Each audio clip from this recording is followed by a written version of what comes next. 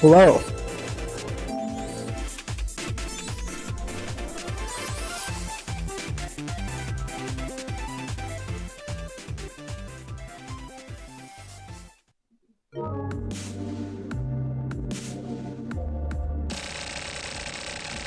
Oh. A little loud, hold up. Holy fuck.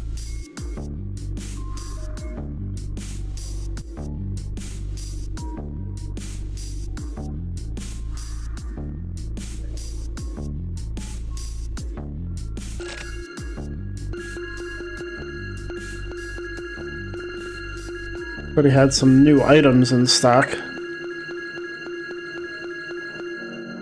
Ah, nice. I can just buy those? Okay. Oh, badges.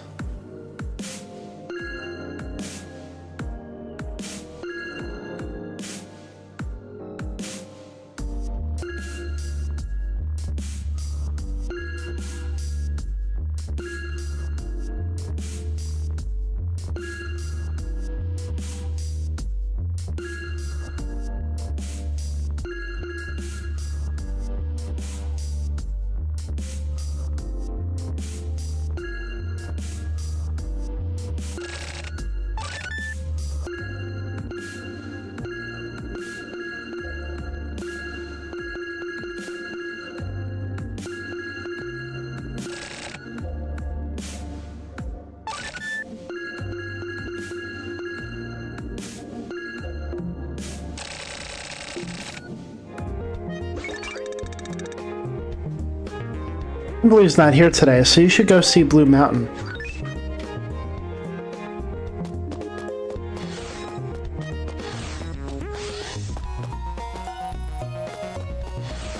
Hey, hey. What's you? Basically, I just want everyone to understand themselves.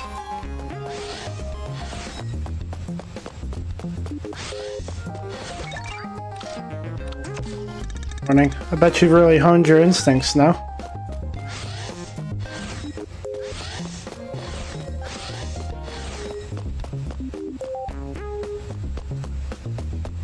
Get some these bastards.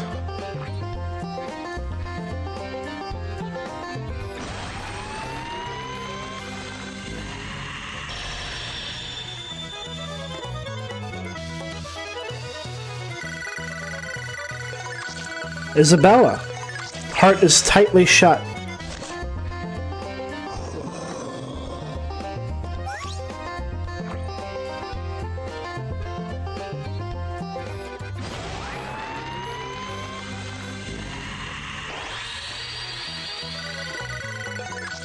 Jacob loves their hometown.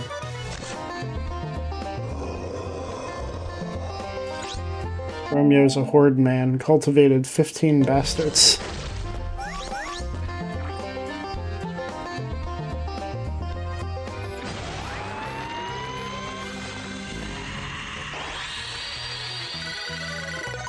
Andrew looks good in hats.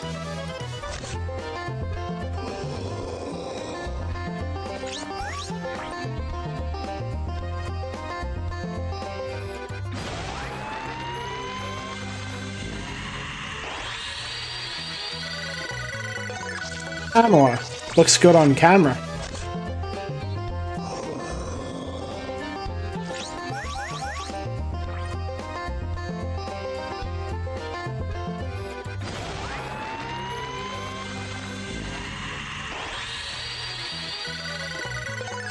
Lara wears long-hemmed shirts.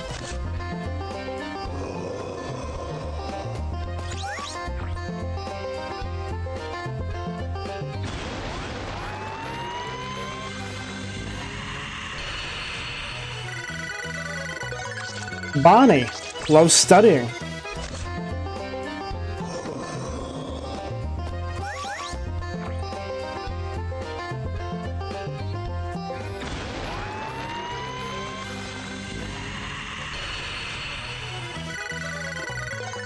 Rebecca came from the 7th universe.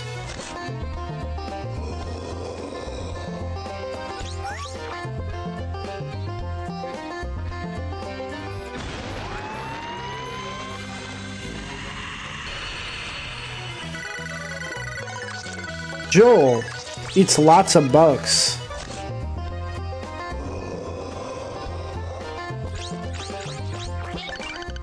Hey, morning, Romeo. Did you sleep okay? Mom came by the other day and tried to pull up a bastard. I yelled, "No, stop!" at her. I get it.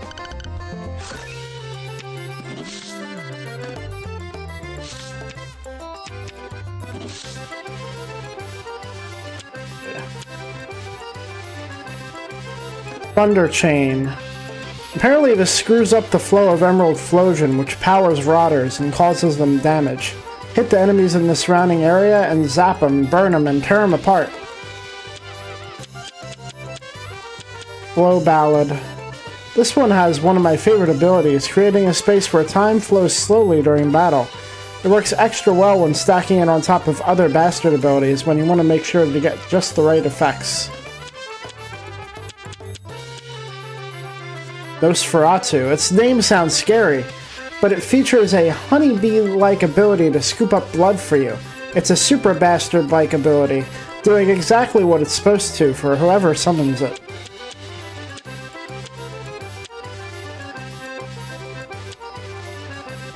Weaken Flower. You know how bosses have sort of flower-like weak spots? This is an awesome little trick that adds one of those to normal enemies too. Wonder what exactly that flower is. Some kind of parasite? I'm getting creeped out just thinking about it. Let's see what we got here.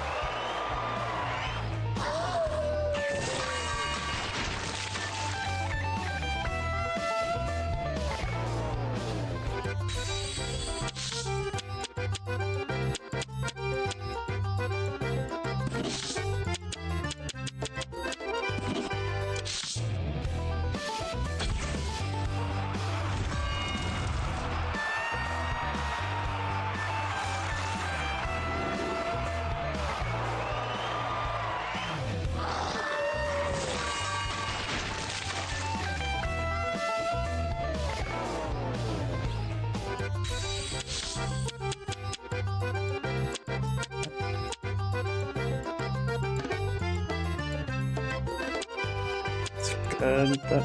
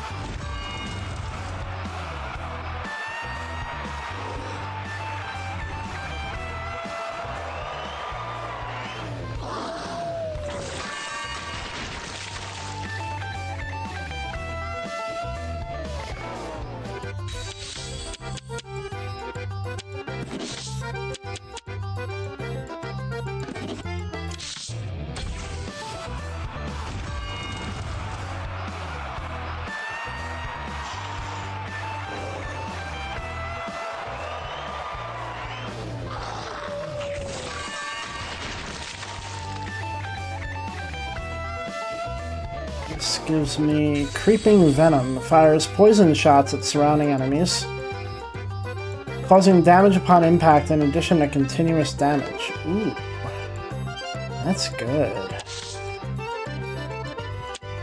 Might want to try to make more of those. I want all these.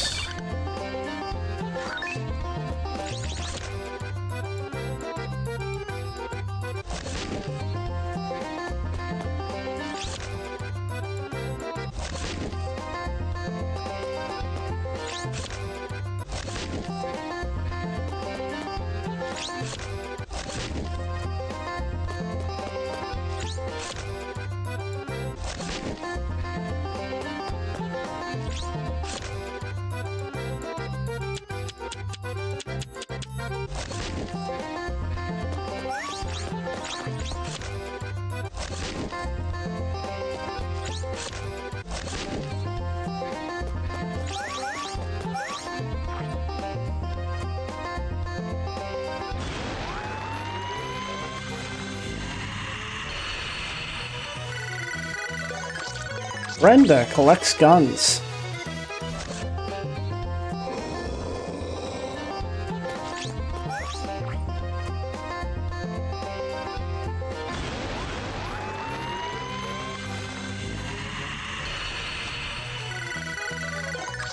Kenneth speaks 6 languages.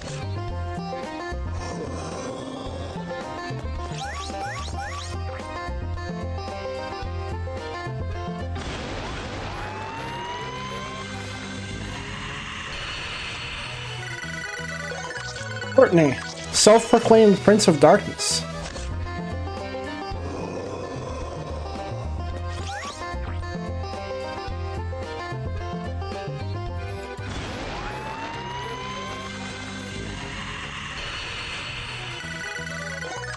Alyssa, truly perverse.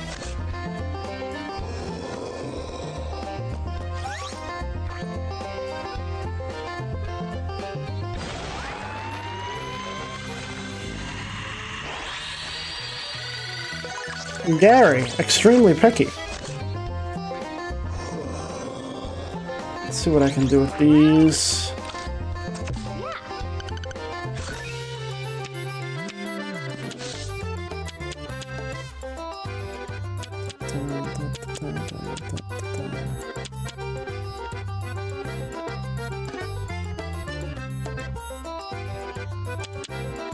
If I...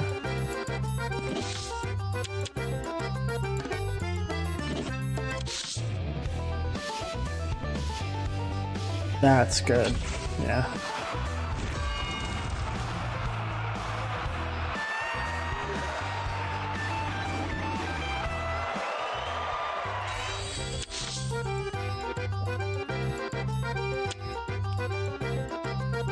And then it's pretty good sentry cannon, but what if I do...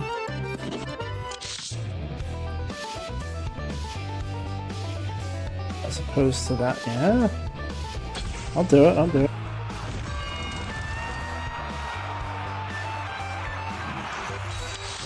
Okay.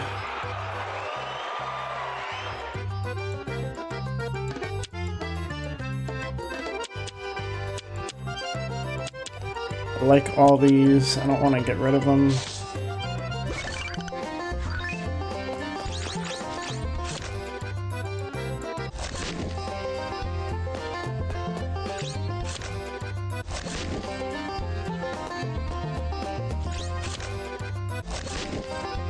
These just for the future. Pick these up.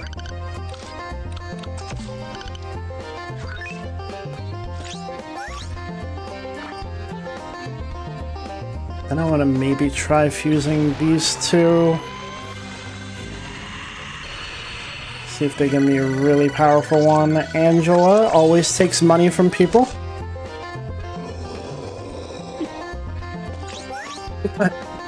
It just steals money.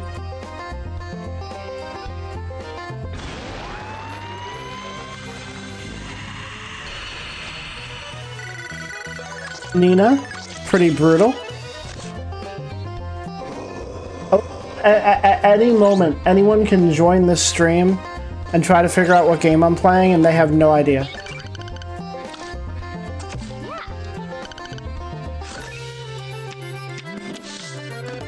Let's see if I can get a better one of these. That's sick. Let's stop that.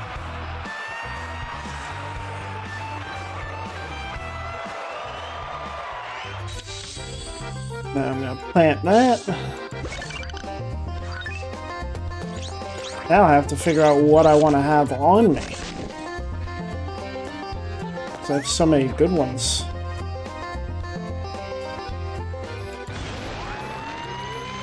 I think this one... I think I definitely want to take this one with me. I think it would be really good. Stanley distrusts rotters.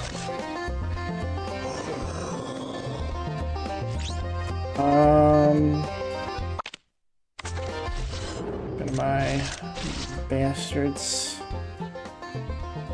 I'm not feeling the sweeper beam anymore. I don't know if it's really doing me much good. Let's try this one.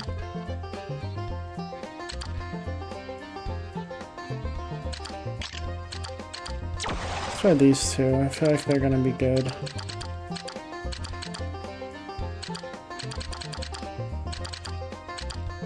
Then maybe go on to Slow Ballad. Slow Ballad could be pretty cool.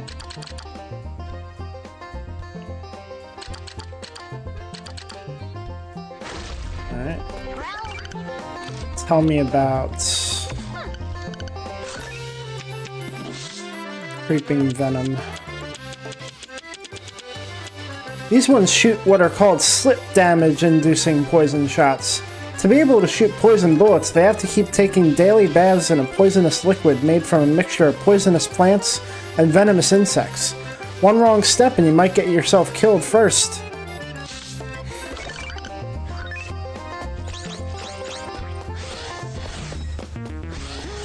Alright.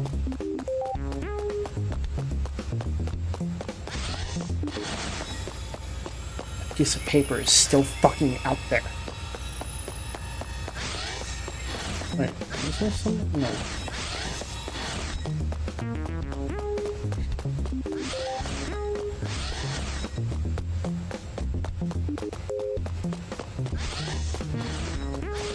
Talk to you.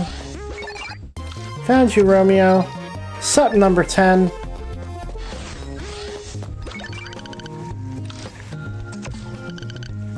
Make a new one? No.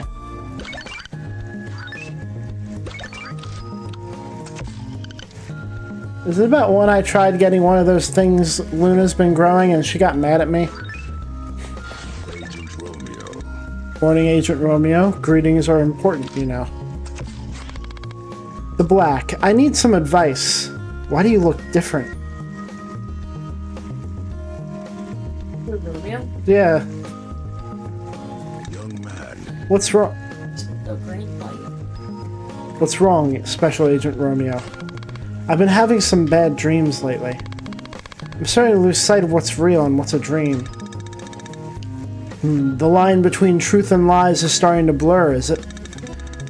Petronius once wrote, Mundus vult dissipi, ergo dissipiatur. The world wants to be deceived, so let it be deceived. The people want to be led, so rulers and soothsayers appear in their stead. Sweet, intoxicating lies told with real, impassioned speech. But you, Romeo, are an investigator. With your eyes and your soul, you must discern what is true, even if it differs from the lies the world desires. Believe in what you want to believe, and see only what you want to see. It's kind of like social media in that way. The truth, facts, and reality are all different, so I gotta do my best to separate them from each other, right? Very well. You're such a good boy. You were raised with love, I can tell. Young man. He's so happy that Romeo can decipher what he's saying. Your eyes... How is he understanding all of this philosophical shit, huh? But he can't. Every time he talks to his grandfather, oh, you're right, grandfather. Oh my God, I didn't think of that, grandfather. But this philosophical shit, so it's this entire long, drawn-out sentence. Oh shit, okay, I got it. Like, what the fuck? He's like two different people. With your eyes and your soul, you must discern what is true, even if it differs from the lies the world desires. Morning! What? Nobody says that here. There's no morning or night in space. What? The striker again? Yeah, did you get it? I still can't. So? How about George Best? I feel like I've heard that name before. He's from quite a while ago, right? Yeah, he was about as popular as the Beatles back in his day. He was signed to Manchester United for 11 seasons. He became their highest scorer in the 67-68 season and was the youngest player to be awarded the Ballon d'Or. Wow, that's crazy. What did he play like? He was the best dribbler in the 20th century. His technique and ball control was out of this world. He was quite the scorer too, so he was kind of unstoppable. That's gotta be George Best, right? Yeah, but he left Manchester United at the young age of 27. Seems like he had a pretty troubled private life. You think the world's best striker's also got the world's best personality, right? That's what I'm saying. We gotta be exact here. Then maybe there's another better pick. Let's keep these three on reserve for now. I'll keep thinking. Okay, thanks. What the fuck are they talking about? The best striker ever. So you're just gonna get a bunch of striker information and then they're not gonna pick which one. If the best choice isn't really the best, well then...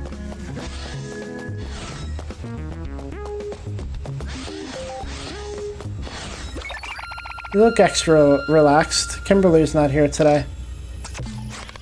Miss Redbrown? So, like, if the Space-Time Police is FBI, then why are we called police? You should be asking Kimberly that. The Space-Time Police is just what we call it.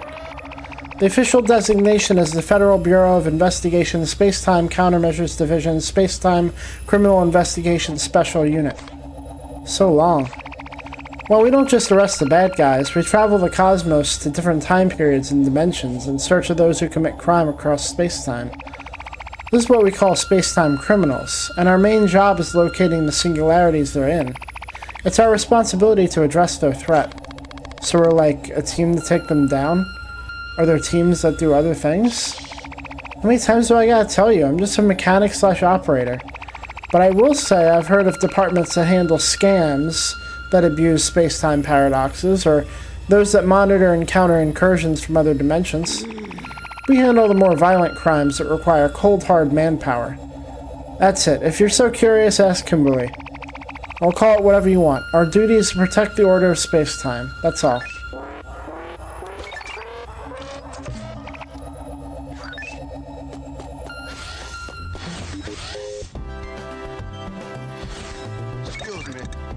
Been waiting for you, dead man. Where's Deputy Director Kimberly? He was called back to base. He won't be joining us today. So, what's up? What's up? Where are your manners? This is your workplace, you know? Do you understand your duties? You're a special agent. Yeah, I know. Oh, yeah. If so, then good. You need to figure it out on your own. Now then. We've discovered a new singularity. Hurry up and head to the scene. Come on, man. At least give me a little more info. Just stay calm. That's so much info. The fugitive in question is Dr. Herbert C. Hill. He's hiding out at Sector Atropos in 1992 at the St. Impius Asylum. Ew. It seems he's planning a big jump to the future over there. We need to capture him there before it's too late. What kind of bad stuff has this guy done? Organ trafficking. He colluded with Phantasm to gather organs from time periods where wars rage, and then sell them in different eras. If you want to hide a tree, find a forest. It's not so odd for a few body parts to go missing on the battlefield. Pretty sly, to be honest. He's also under suspicion of kidnapping a large number of children in 1284. Whoa. We've no time to sit around. It's quite difficult to find his hiding spots throughout time. Not to mention he may have made contact with Juliet. For now, hurry on over to the asylum. Yeah, just say her name and he's all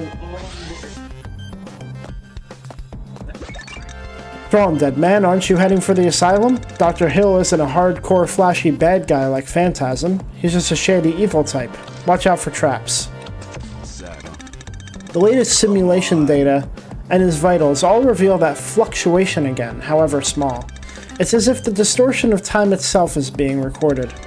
Both when he joined the space-time police and the period he was said to wander the line between life and death. Traces of the unnatural reveal themselves there. And when referencing with the top-secret archives from the foundation of the space-time police, and the legends told about those earliest days, fragments of data that point to a similar kind of fluctuation abound.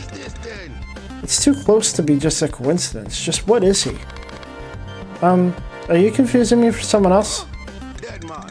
Oh, is that you, dead man? I thought you were the deputy director. My apologies. Thank you. Sure.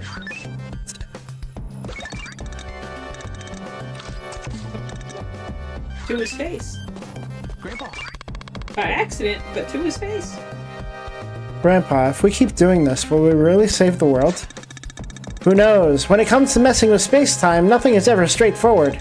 I'm sure there are reasons they do the things they do. Don't worry about space-time. Just leave that all to me. I'd sure like to. Impius was locked up in the 1970s, and the asylum has supposedly been abandoned ever since. Anyway, let's head on out.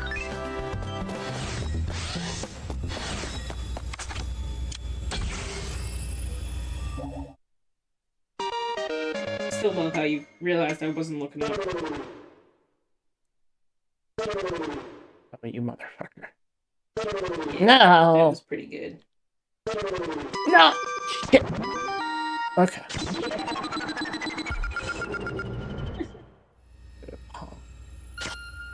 So good, Dave.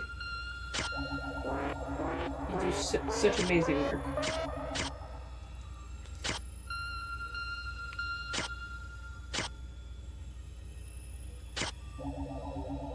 I told you, you suck at this game. Mm-hmm. The fuck? I didn't think it would actually hurt you. Yeah, it's pointy. Shut up. Registered. I'm sorry about that.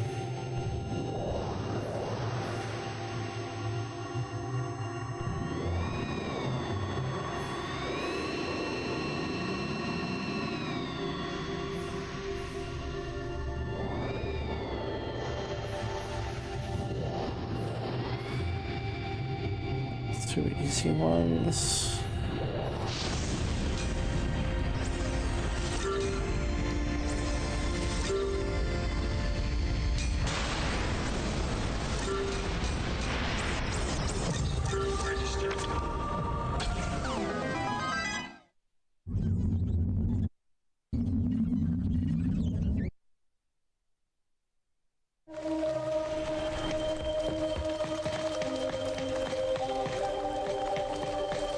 Two doors. Oh.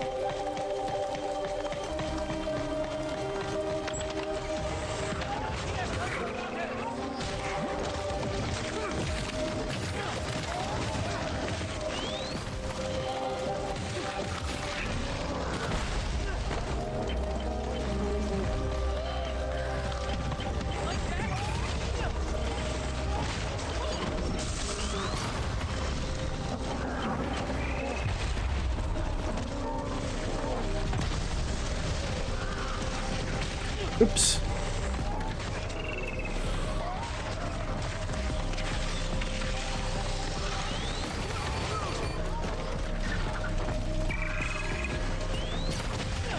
Holy shit.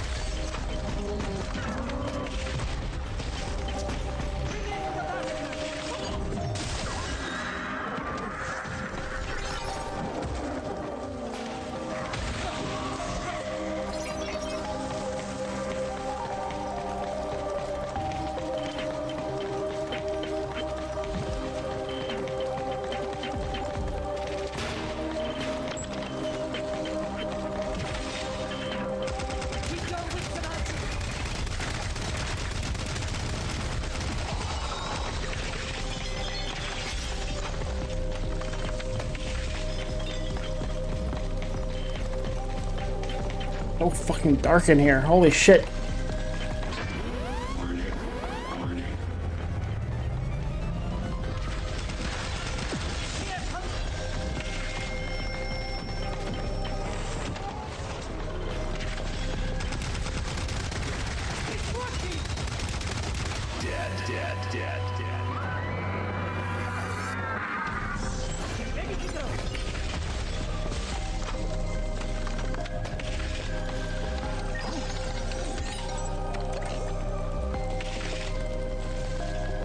So many doors. Oh shit.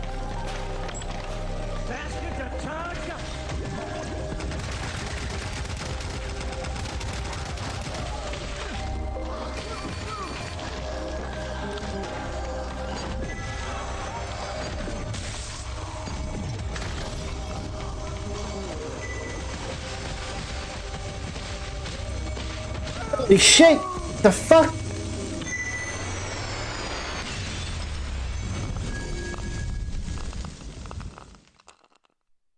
Is that thing only... I didn't expect to be brought right back to life.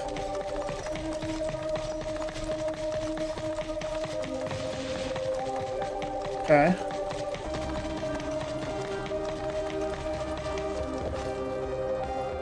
This place is frustratingly dark. Holy shit.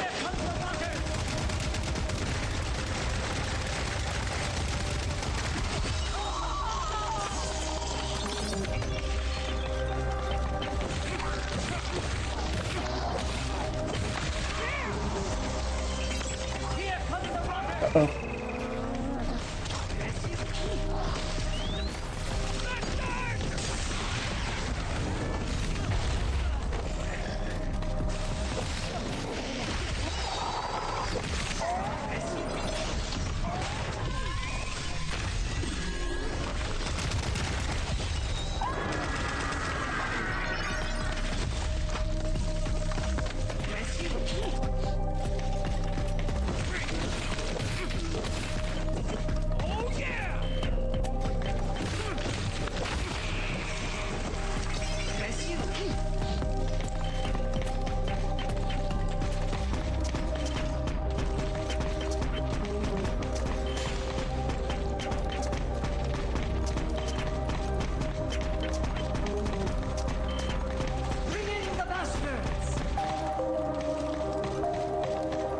Yeah.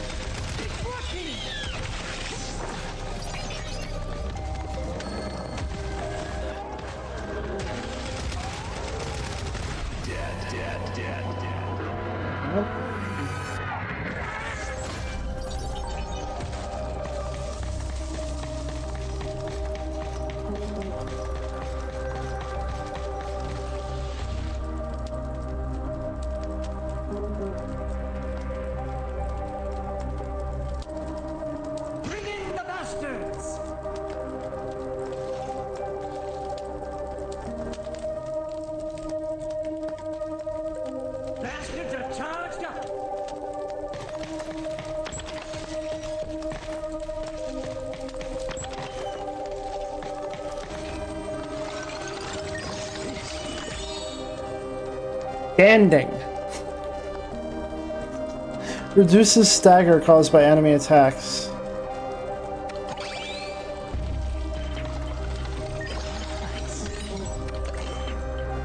Doors I didn't go through yet, though.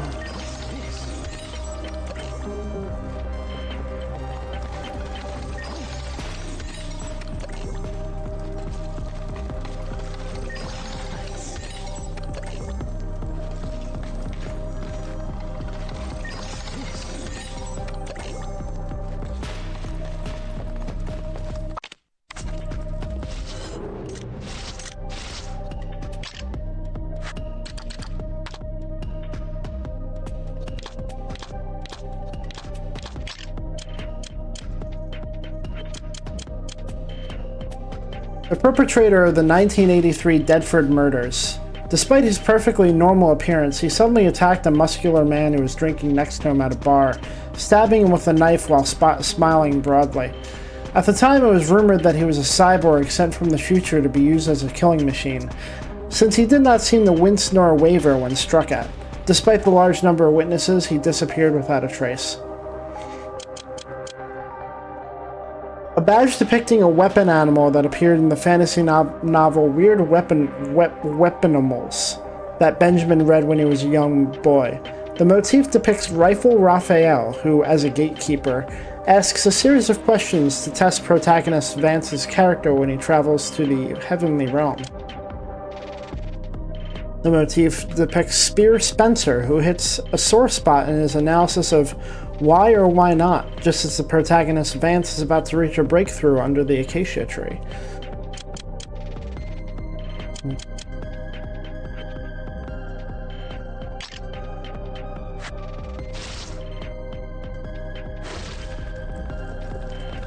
So I wanna go back.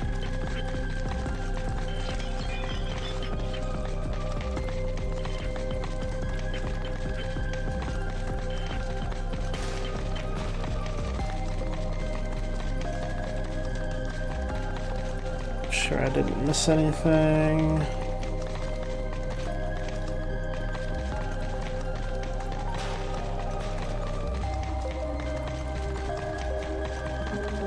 Hey! Hello.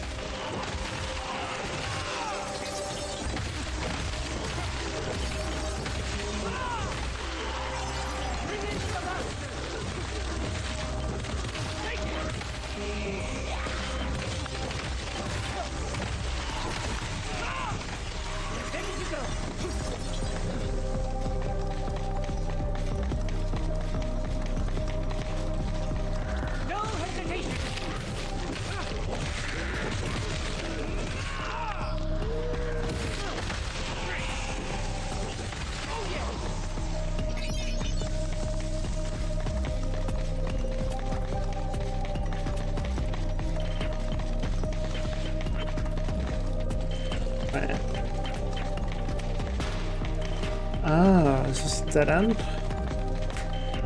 I may have gone the right way the first time through. Damn. That's kind of crazy. I thought it was just multiple different paths. I mean, it is, but I guess some of them are dead ends. I have to figure out exactly how to get back to... It's this way.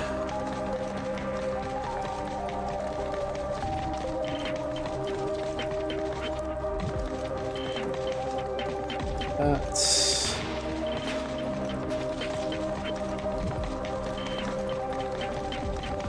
And then let's try the other door here.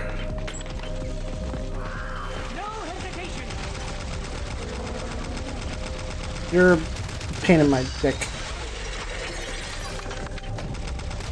You should get that checked out. Huh?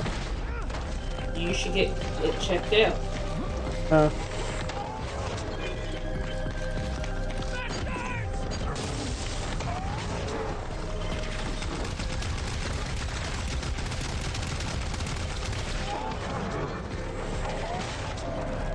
I can help you make that appointment if you need.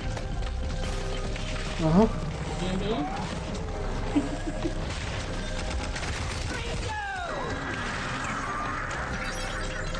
You're not nice. Why? Lack of reaction. Oh. But when Kylie's or Skylar say something, Uh-huh.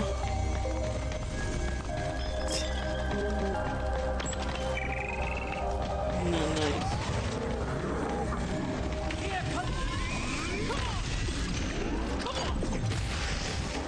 Come on. Oh no.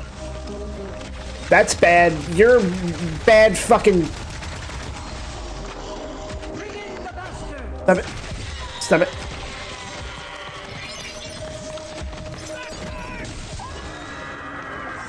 Oh, boy.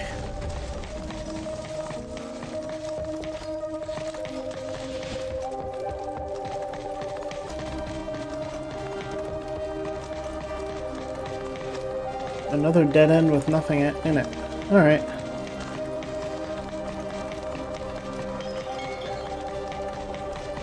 Head towards the exit.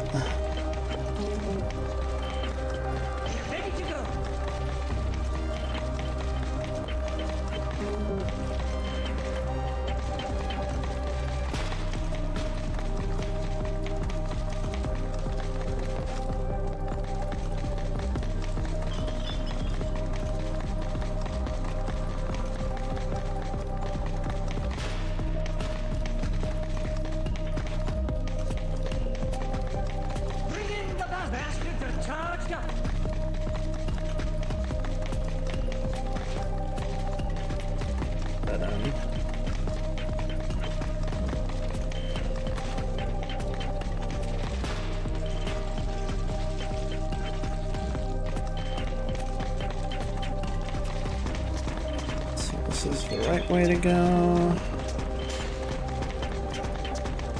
And then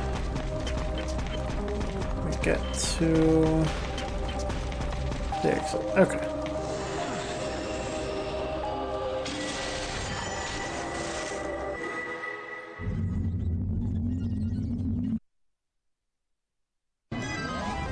Registered.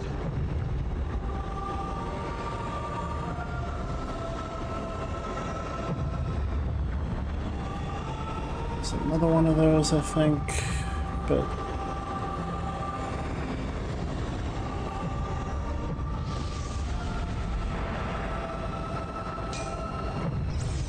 yeah, it's up here.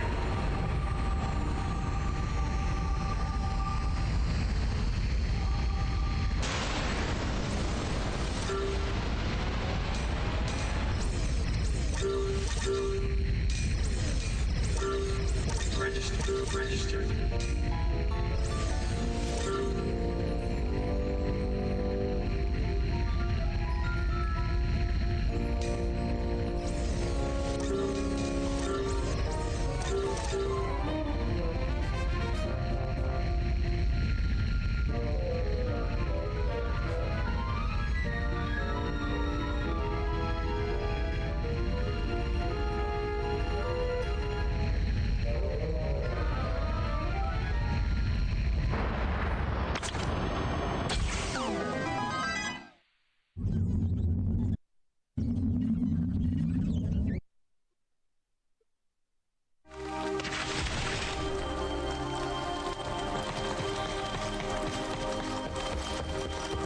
All of these.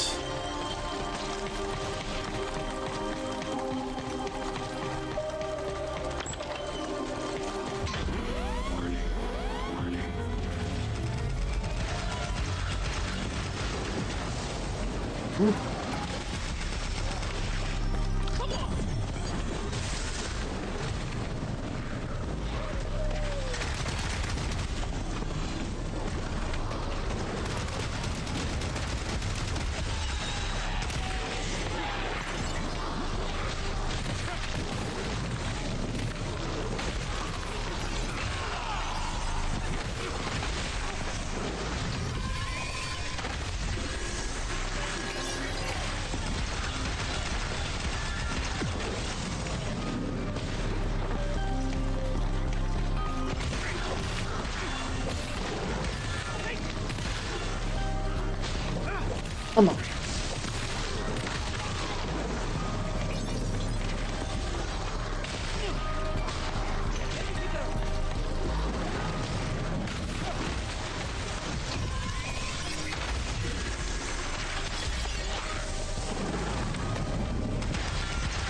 Just die. Holy shit.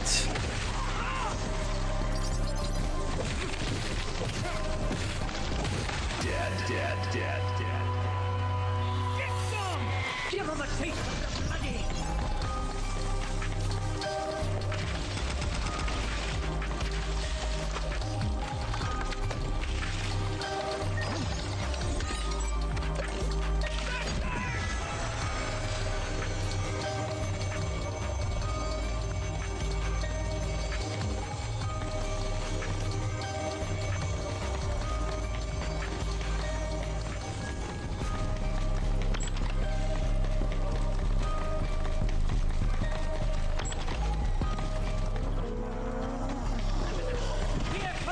I'm not fucking with you.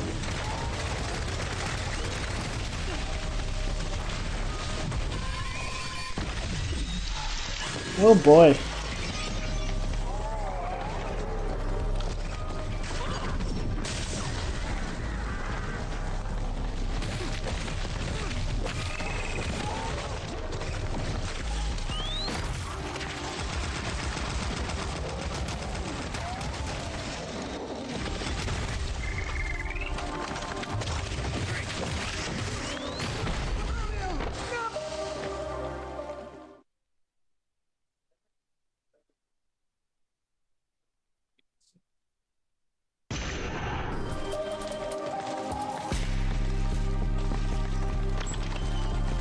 Looks like the right way to go, so I'm gonna go this way.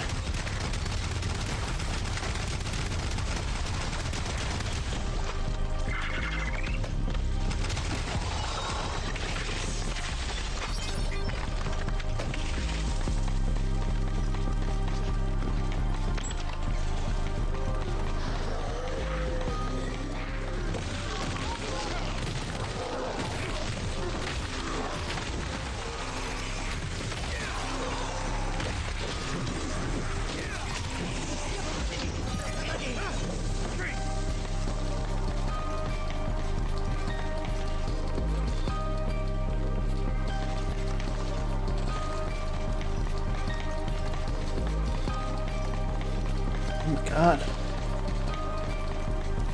All right.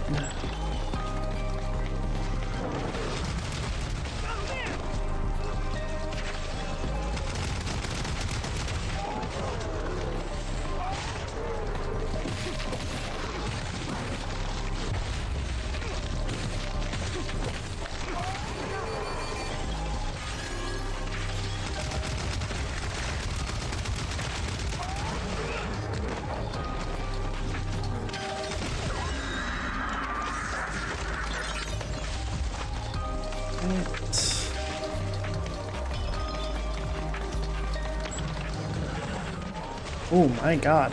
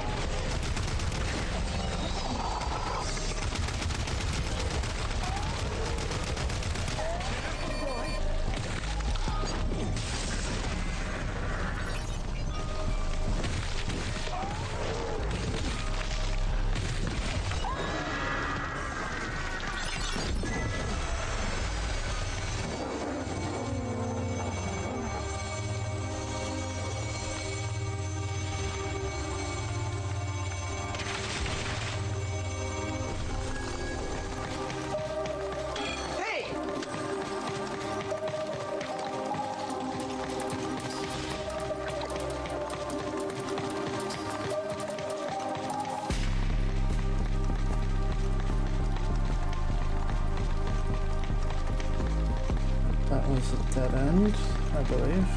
Good. Ready to go.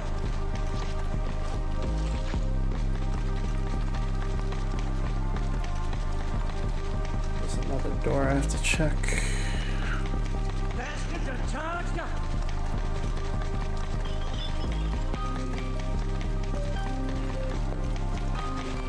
That's the door I came in. So it's right to the left of this door when I'm going back. I've stopped that shit.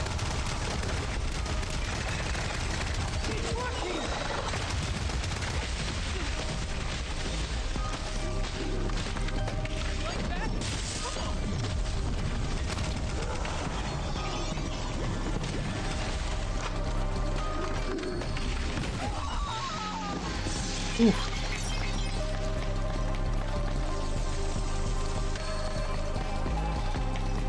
Ready to go.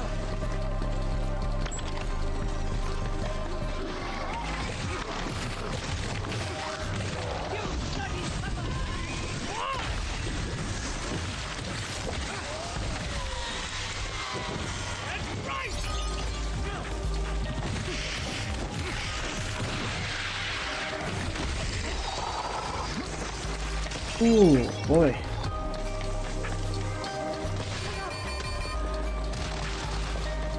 Baskets are charged up.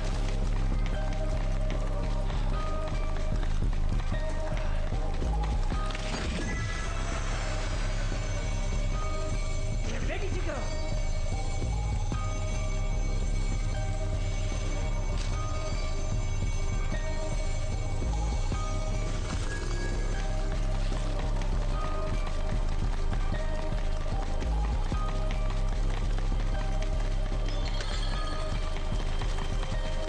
Back to going forward.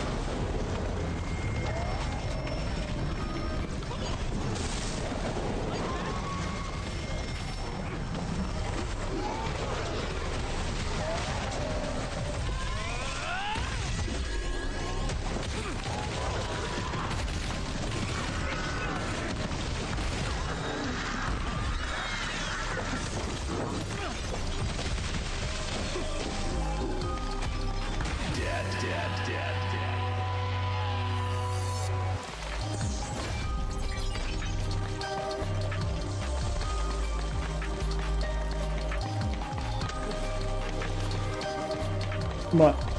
It still sounds like he's saying dad.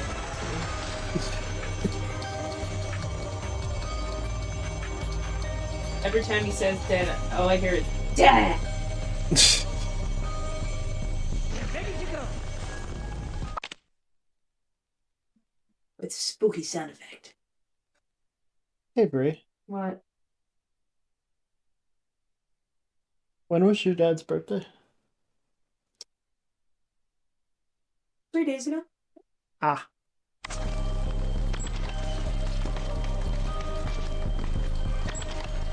I definitely thought I would remember. Faster to charge up.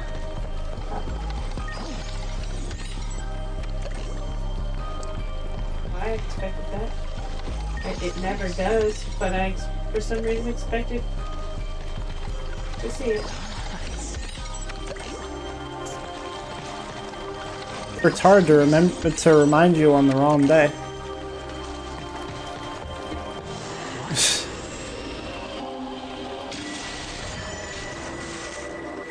We got a lot of stuff we can use to upgrade with. Registered.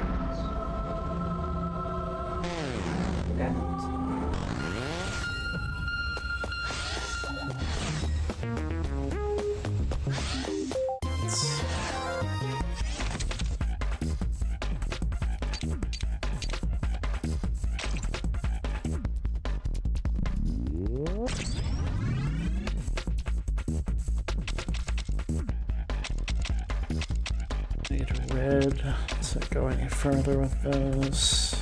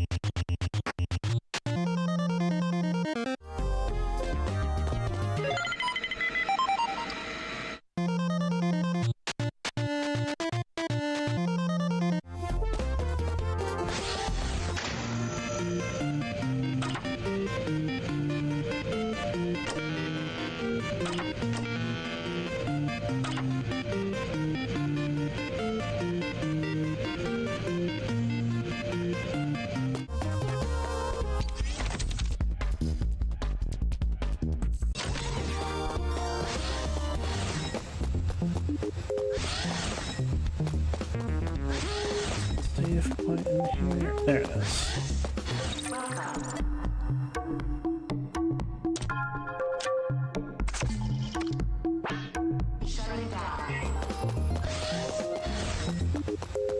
Let's go into Dimensional Seer.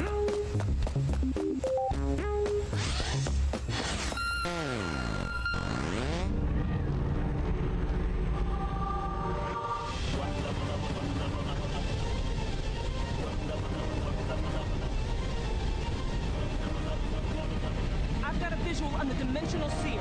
Prepare to fire eternal sleep.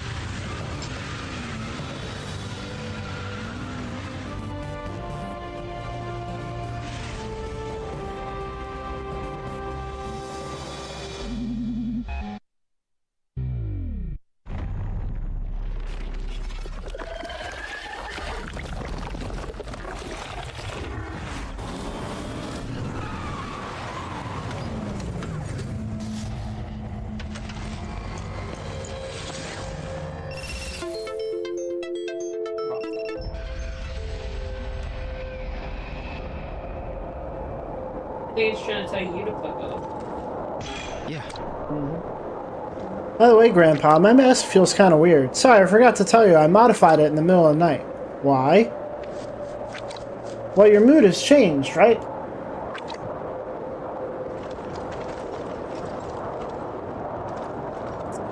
Hey! Oh! You can see his head a little more. Okay. I didn't even fucking realize. I guess that's why the portrait looks different.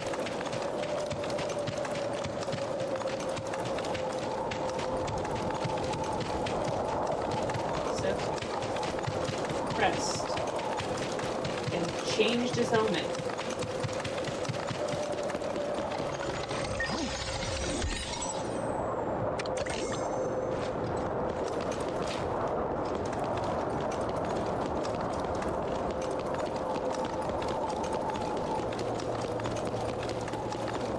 Wait, he was depressed, right? Yeah. And now he's, like, I don't think he's less depressed. Saint Impious Agony. Father of the Impician method of psychiatric therapy. Dedicated his life to supporting and furthering advancements in mental rehabilitation.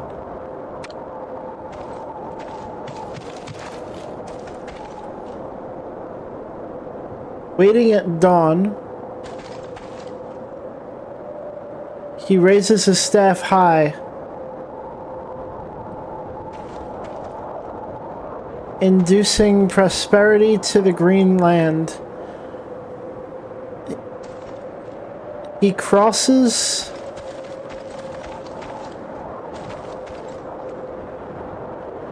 the azure seas at noon, spreading his teachings far and wide. As dusk draws near, with the setting sun at his back, he returns to the land of... Oh. That helps, but... the land of Hades.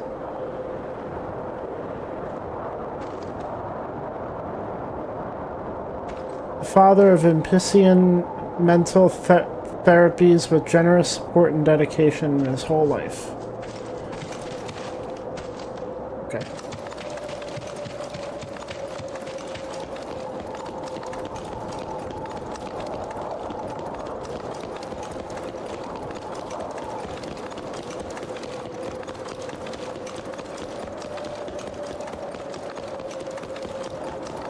Can I do this? No.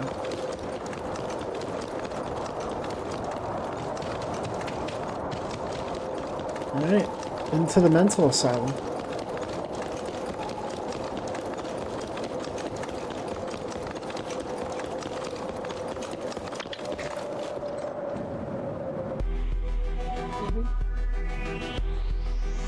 Hello.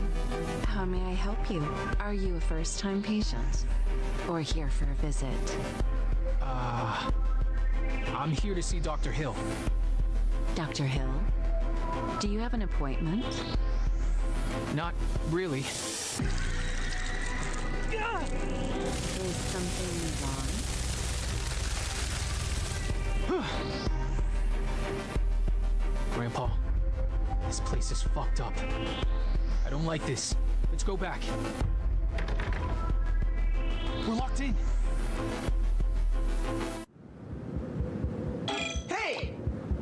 Freak out, Romeo. All occult things are nothing but hoaxes. That's what my ghost is whispering, at least. That's not true, Grandpa. There are lots of things that science can't explain. Most of it is... Mr. Stargazer. Mr. Romeo Stargazer. Please come to the North Wing. We have put together a small party welcoming you to the asylum. Okay. Hey! A party? Be careful. It's some kind of trap. We have no choice but to go.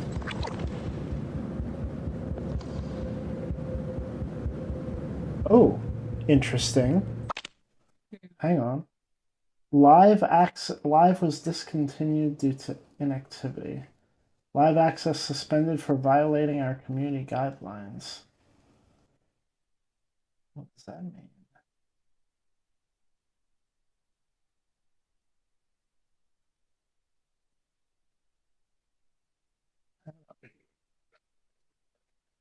TikTok's doing some extra shit, I guess.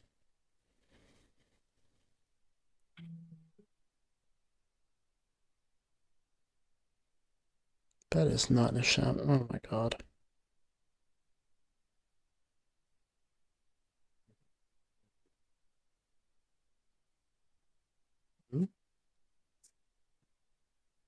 Let me...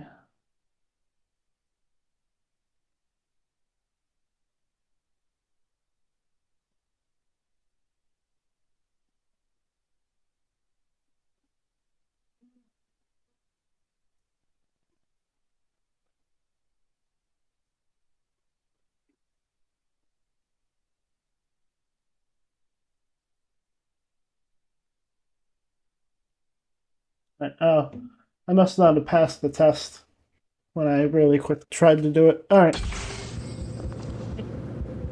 When it detects you as being inactive, it gives you a little test to pass when that alarm plays.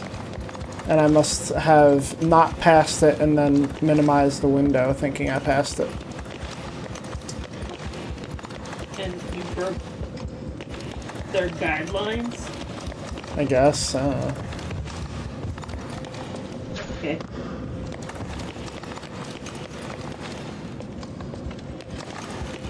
I don't know why you continue to try to do it. Oh. It just gives you another headache. Ooh.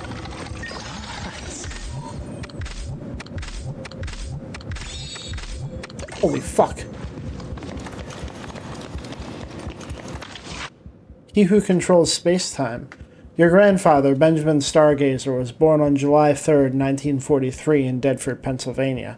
This was about a week before the Allied forces launched Operation Husky, the invasion of Sicily. Entropy reversal, multiple regression-type space-time leap devices. His ingenuity in the theory of the so-called time machine is unmatched by any other genius. As a scientist and engineer, Benjamin is one of the few people with such unique talent and abilities. In later years, several machines capable of time travel were developed based on the initial technology he had designed, but he himself created several derivative devices that were different from those others. The fuel for his passion is his curiosity as a scientist, his sense of mission to save those in danger, and his unwavering love for you, yourself, and Luna. With his uncanny abilities he has displayed, it would not be surprising if he had attained a position of great power and influence as a master of space-time. However, despite his eccentricity, he is fundamentally a good person and would dismiss such ideas with a laugh. At least the original Benjamin would.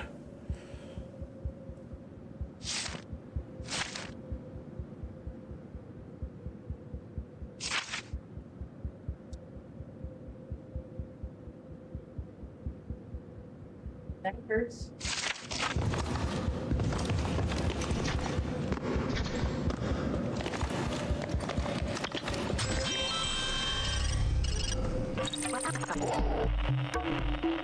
Nauseous.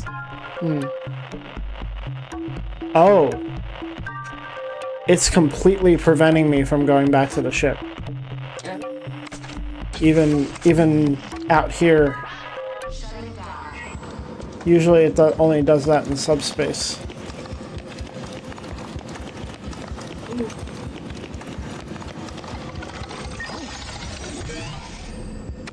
Hey! Right.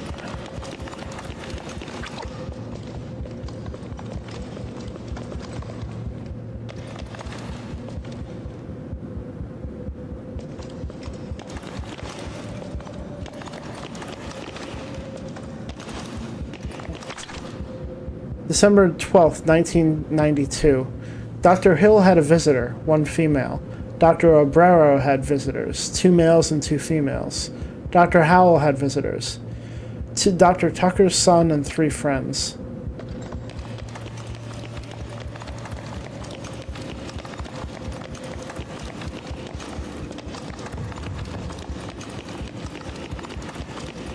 And to the North Wing we go.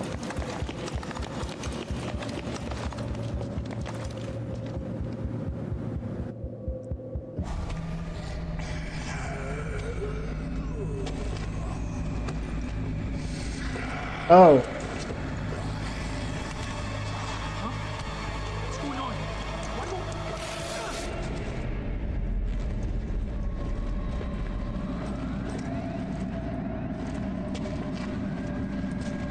What's going on here? The dead ball isn't working? Oh boy. Hey! There may be some kind of jamming system in place. Be careful, Romeo. Our enemy is going to be a tough one. Got it, Grandpa. Oh boy. Oh, it's all different. Oh my god. What? The whole control system is different.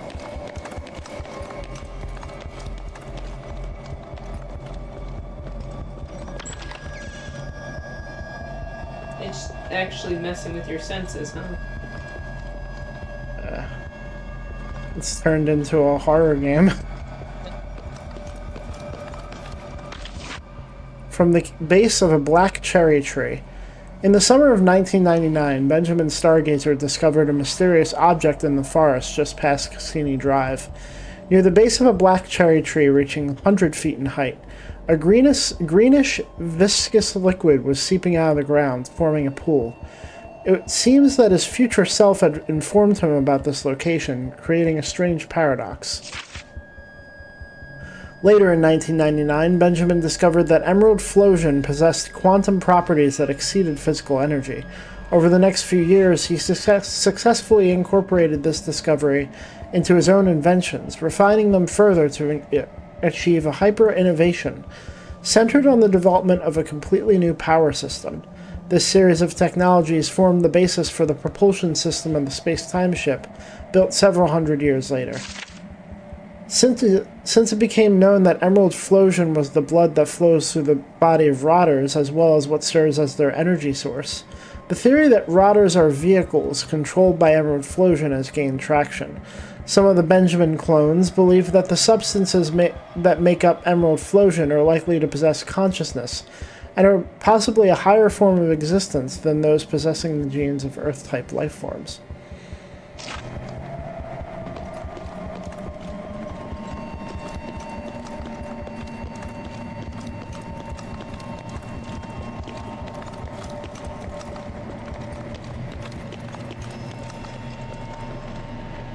Remember Heroes 3 had a horror section as well.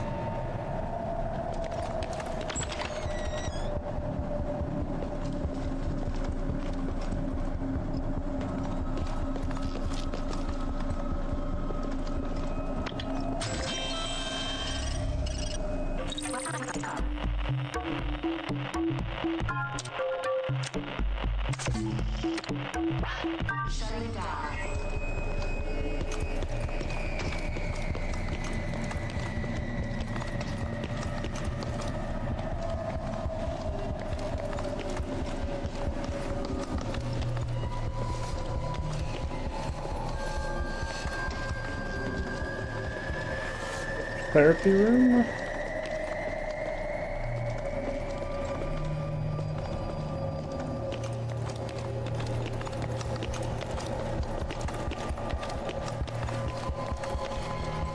Assisted washroom?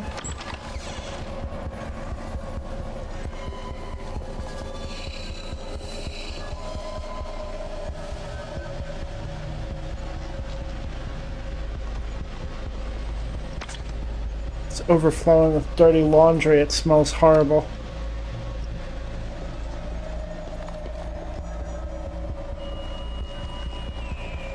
The fuck kind of doohickeys are these? Yeah. Yeah, but they're like... Like make beds and drains. I would assume it drains into the bathtub. There's like a hole for someone's face. Yeah. Feels like something you can't look at is lurking around.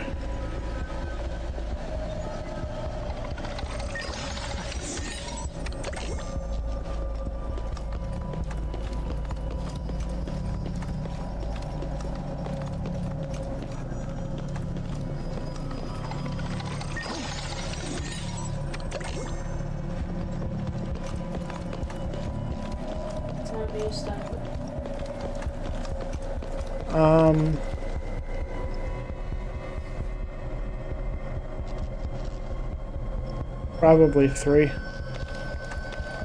That'd be big at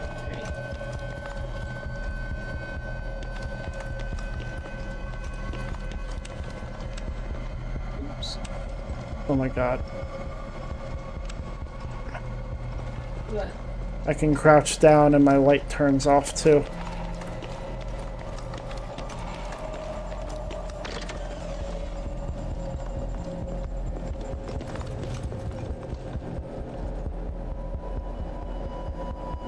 Okay.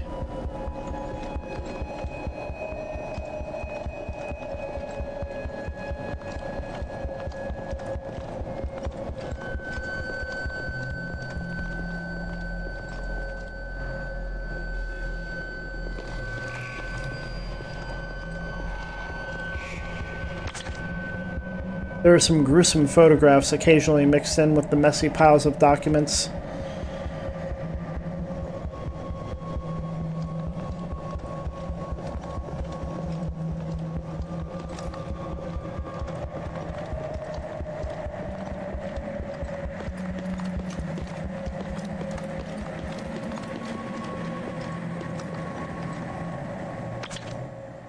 Night shift report.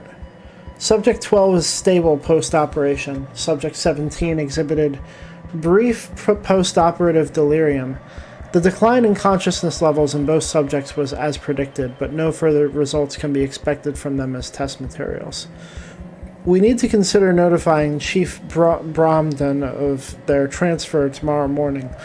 The following list of candidates is to be submitted to Dr. Hill.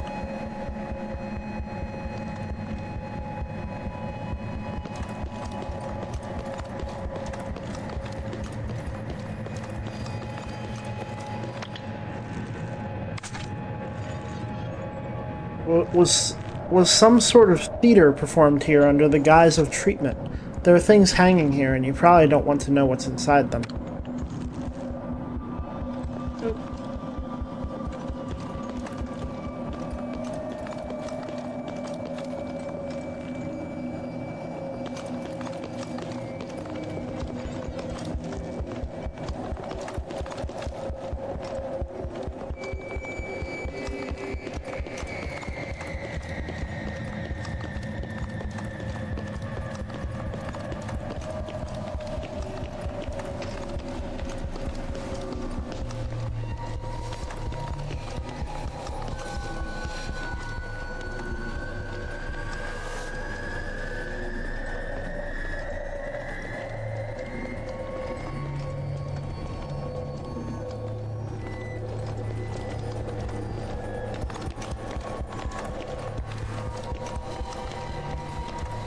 Advanced Research Lab.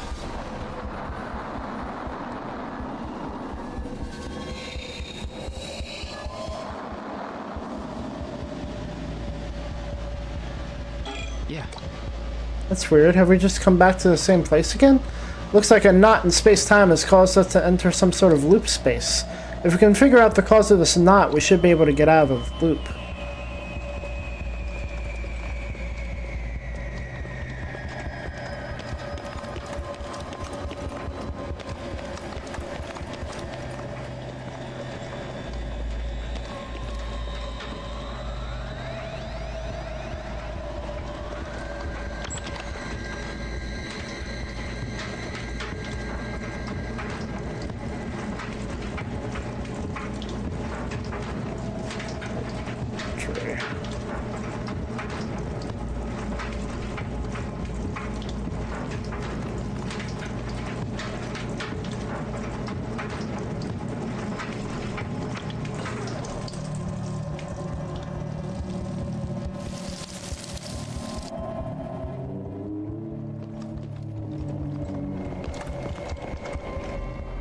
Hey, buddy. Yeah. Seems to be trying to say something.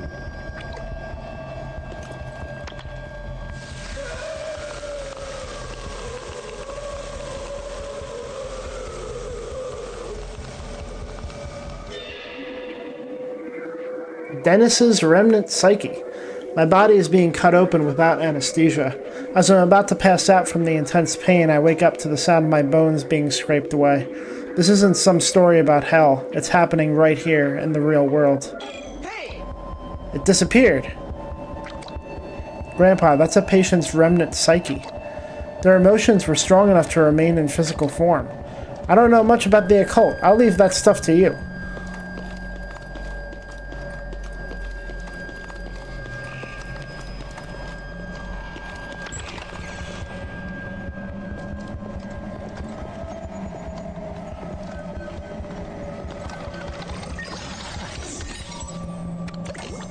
Okay.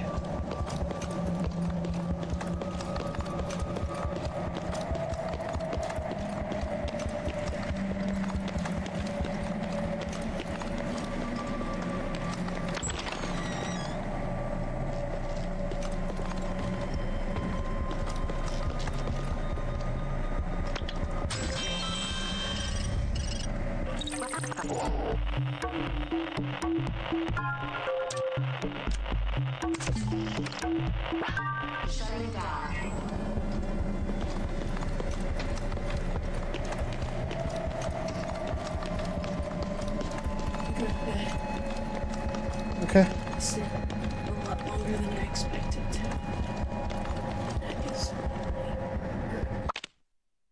Alright. Love you. Too.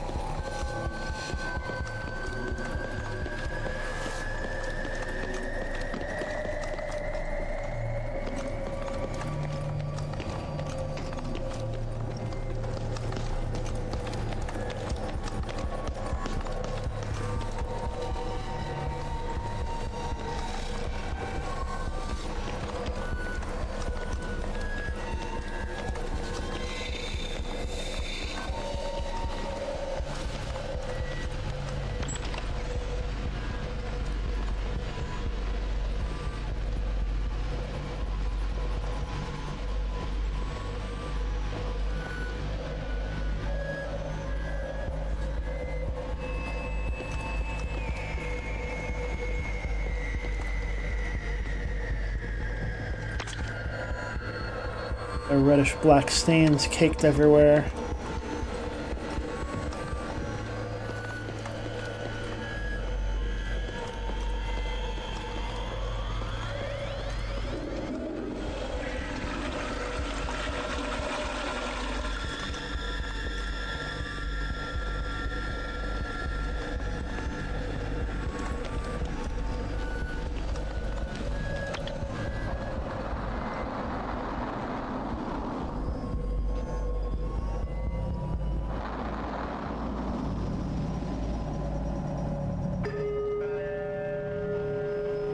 Mr. Stargazer. Mr. Romeo Stargazer. Please hurry up and get over here. All this waiting is gonna make me puke. Yeah. We're back again. No, it looks similar, but space-time is different here. The announcement has changed. We need to keep going and fix that knot.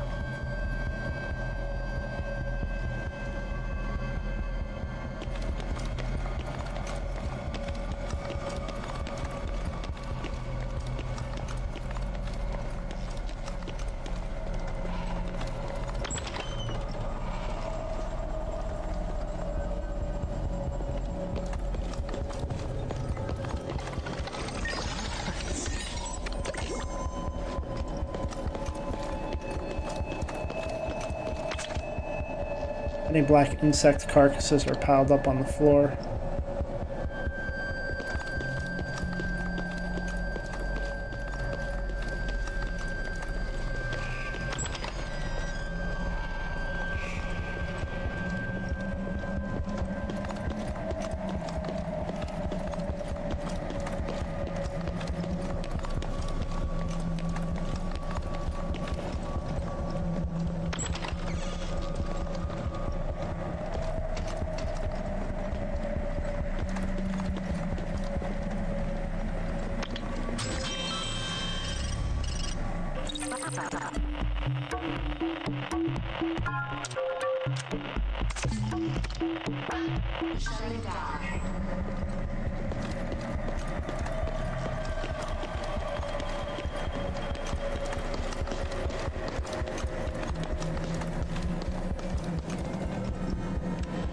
Cutscene.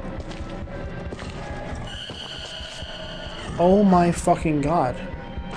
Wait, there's something here. What the hell is that? Whatever it is, it's bad news. Let's try to move discreetly so it doesn't find us. Yeah.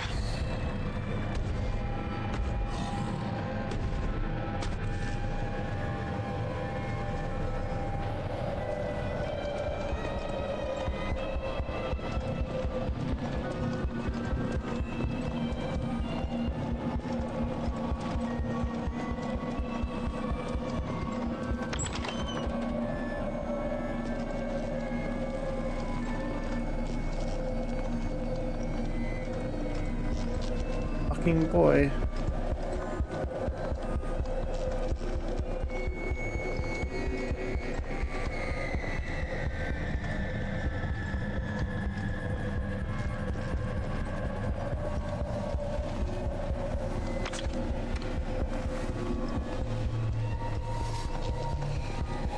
I feel like that's the way forward.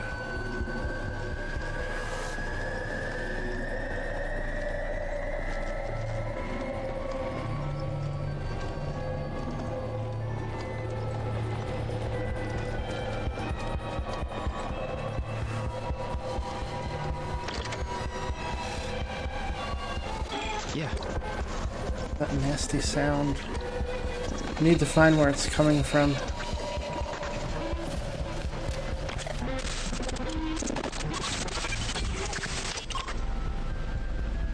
Yeah. Is this related to that knot too? What a nasty sound.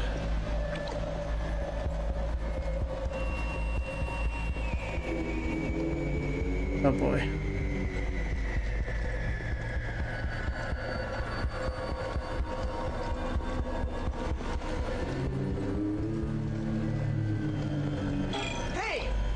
There it is again.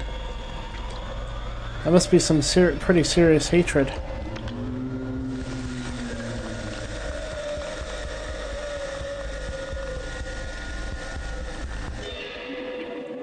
Luke's remnant psyche. First, my name was taken away. I became just a string of numbers. Next, my dignity was taken away. I was treated like an animal, and everything from meals to defecation was a mess. At one point, the guard asked me, "Do you even have a reason to exist?" After being beaten and kicked again and again, and after hearing those words whispered over and over, I became convinced that I truly had no reason to exist at all.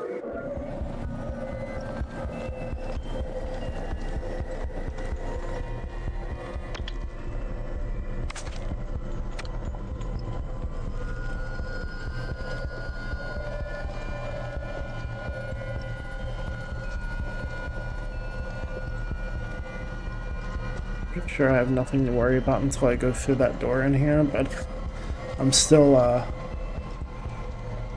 I'm back on my bullshit.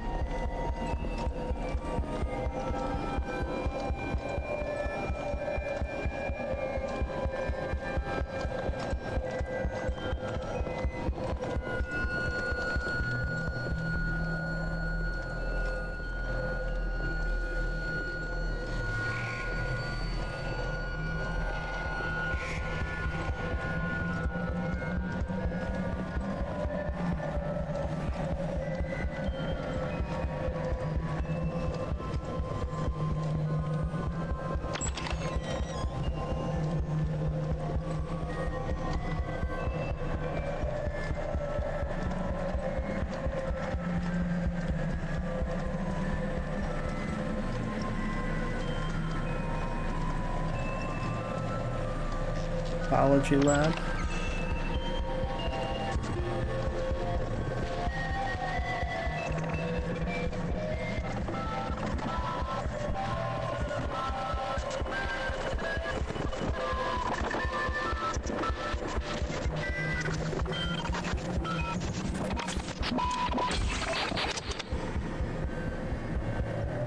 Hey, Meepope.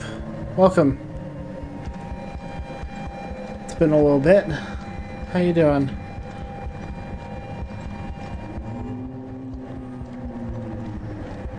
Oh. Gotta go say hi to this guy. I think these are iron lungs, maybe? It seems like it. No. No. Good, how are you? Missed the streams. Yeah, I haven't been streaming early anymore since I'm not on vacation, but I'm doing good. I'm back at work. Tired, sore, but doing good.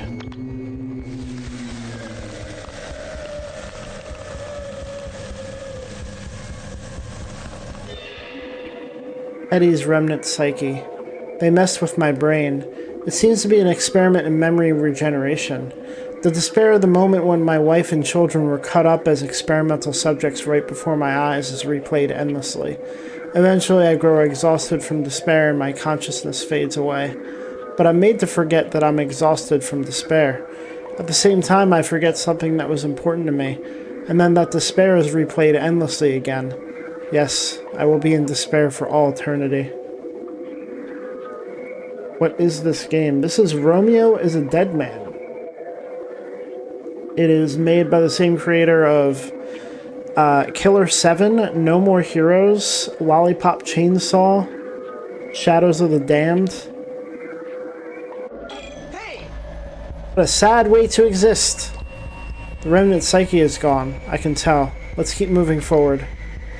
And I promise you, you come in at any point in this game, you will not know what kind of game it is because it just keeps changing. Wait, was that door open before? Yeah. Hey, we can pass through here now.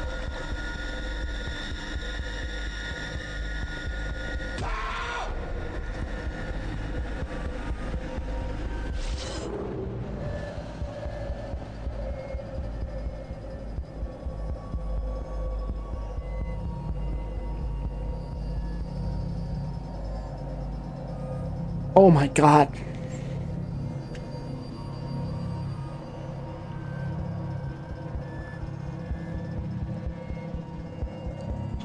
I'll be right back. I need to change my pants. Luckily, I've been on edge because I think I had that spoiled for me already. But oh my god. Oh my god. That was insane. That is crazy.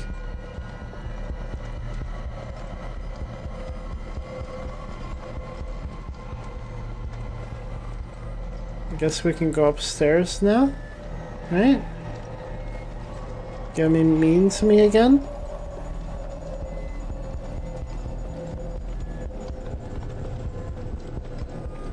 I'm sure the monster is gonna be up here.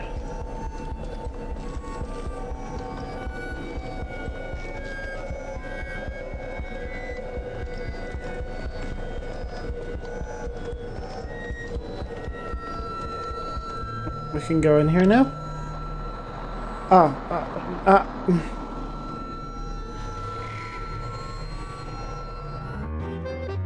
Cutscene.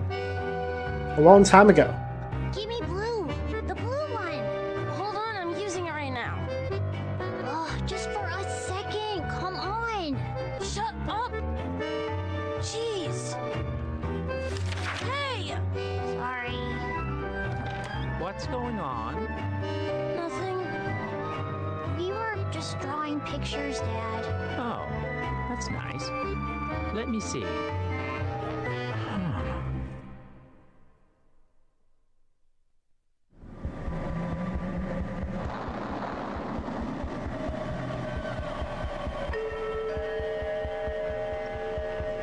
Romeo, don't you fucking get it?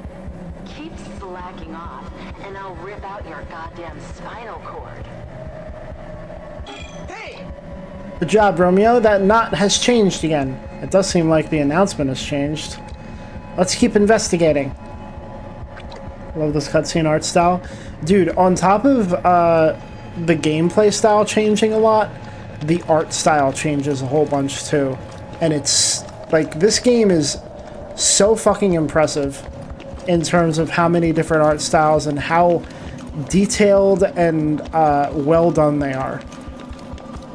I mean, Suda51, the guy behind this game and those other games I mentioned, he's pretty known for that. He's pretty known for just cramming as much shit as possible into his game.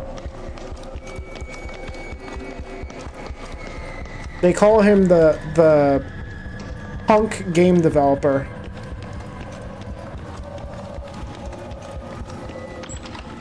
He's very highly respected in Japan.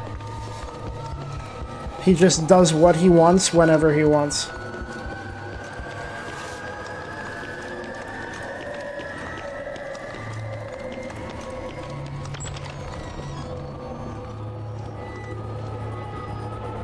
Have I been in here yet?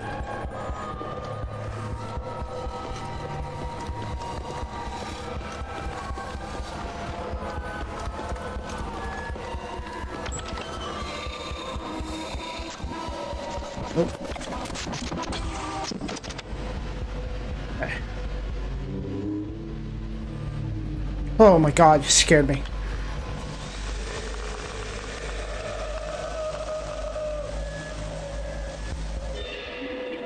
Madison's remnant psyche.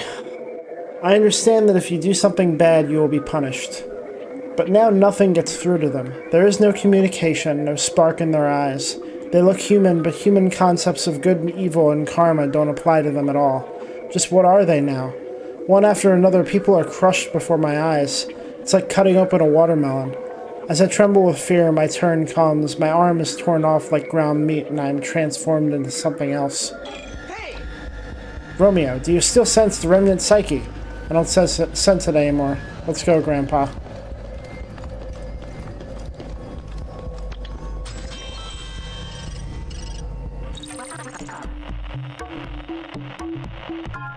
I wonder if I have enough to upgrade a little bit. Answer. I should have enough, right? This, my gun. Yeah, I barely use Bloody Summer with that. Let's get the blood amount up.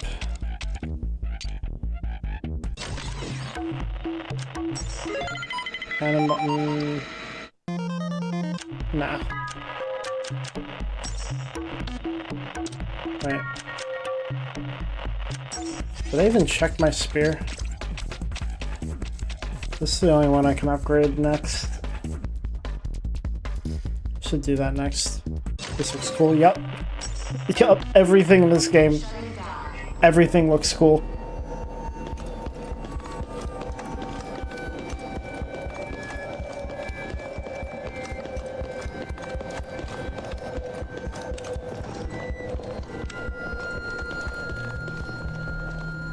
I get the feeling they gave me a save point because... Oh, cutscene. Yeah, that's what I thought. Yeah. It's a crazy thing from before. Can't fight it now, so stay back. Either hide or run away. That's what I'm doing. This is where I came from. Buddy boy. Wait. That is something I can't do anything with. Where is... No map. Okay, cool.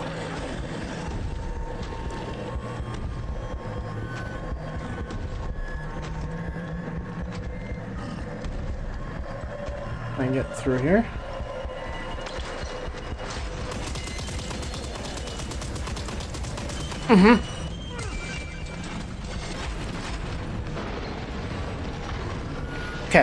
Alright. Alright. No big deal.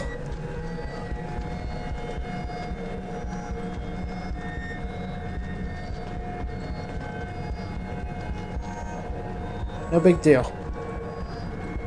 Oh, we can go further up. I'm on the edge of my seat right now. Yeah. Okay, alright. Fucking ear itches.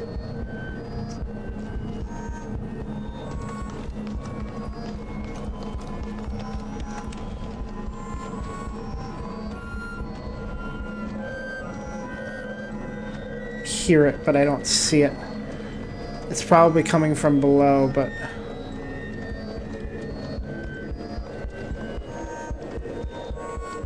Thanks for the likes. Just gonna be very quiet here.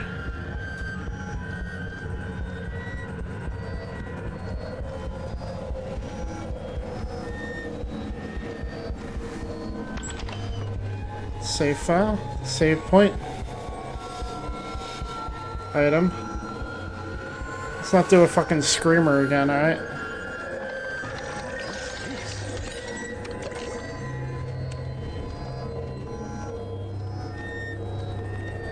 Take one ear a little bit off just in case. Alright, is the loop over? Is this it?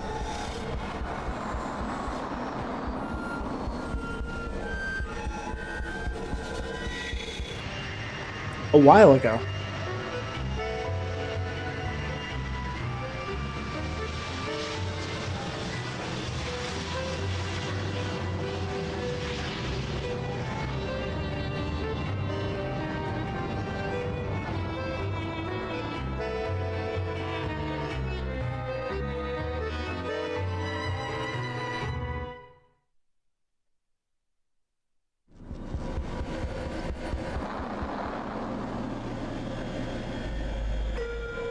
Mr. Stargazer.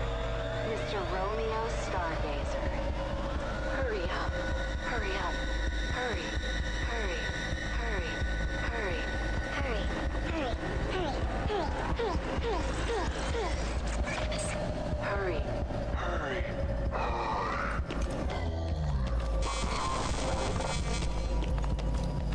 Hurry. That's it. It changed again. How long is this gonna go on? Are we actually even fixing that knot? Don't worry, the knot is definitely changing. We're almost there. I hope so. Oh, that means we have to go past that monster again. At least theoretically, right?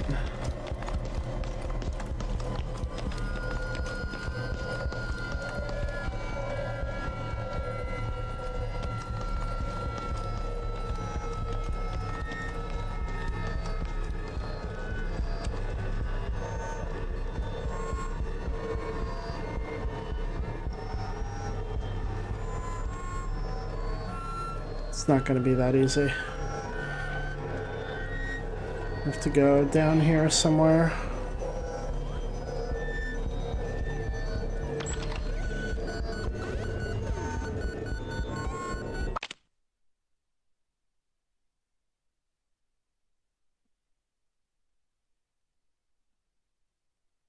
Room N304.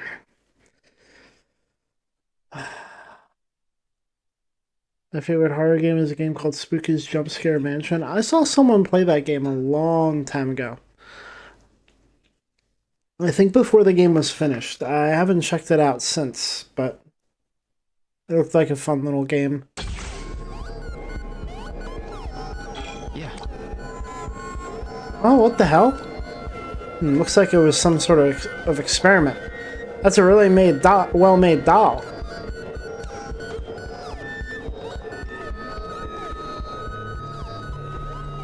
I'm gonna save.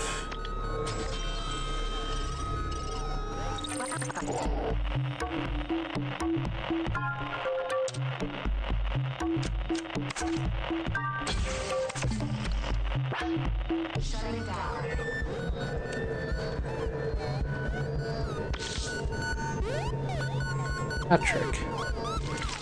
Oh. Okay.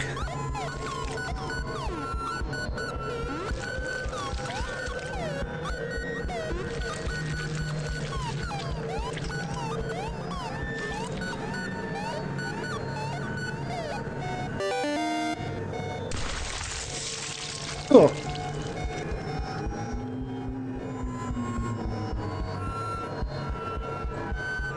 That was kind of fun.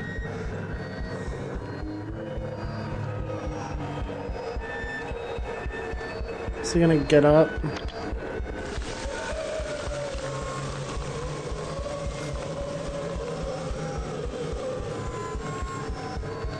It was really mind-blowing. Patrick's remnant psyche. The nurse said that the guy in the bed next to mine had been discharged. That's a lie. I saw it in the middle of the night. A strange creature wandering around the hallway. It was wandering around with human body parts hanging all over its body. I was hiding so it wouldn't find me, but the moment it turned around, I saw it. I saw the face of the guy in the bed next to mine, groaning in pain as he was absorbed into its body. What a gut-wrenching cry. I just hope their soul finds peace. Well, the thing is outside.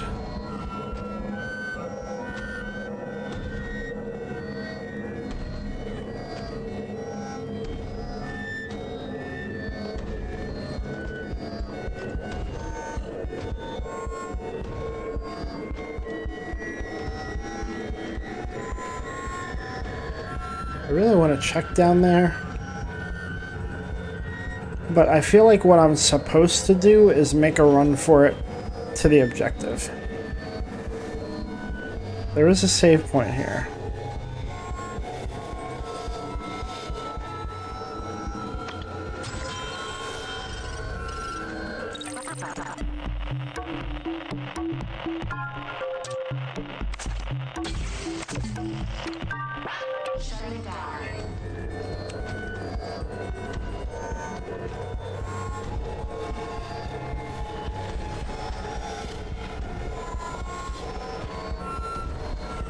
Okay.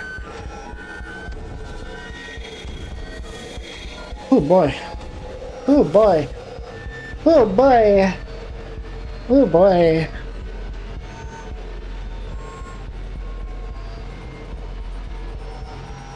Come on.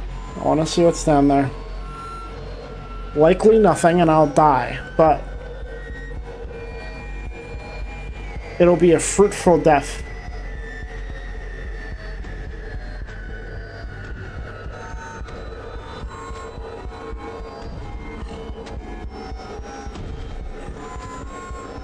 Okay.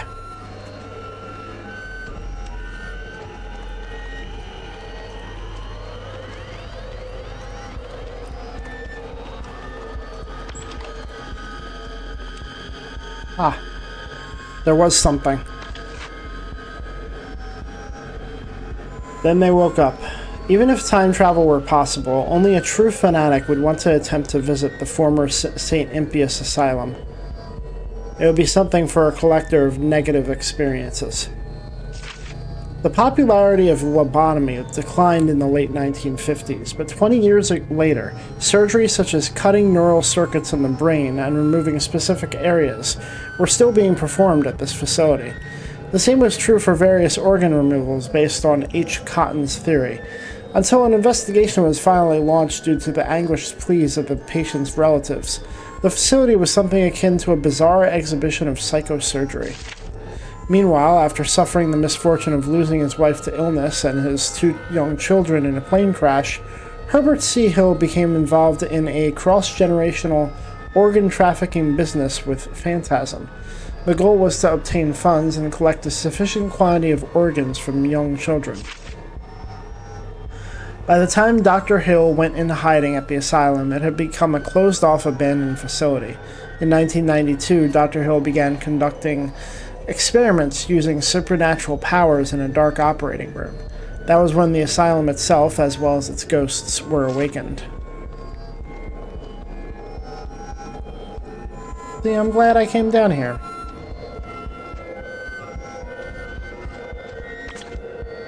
Seems to be some sort of machine that measures brain waves or something.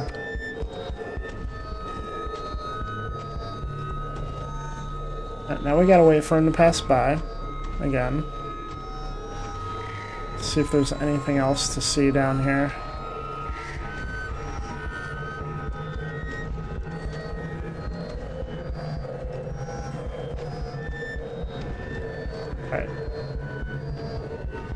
like the lore of this game.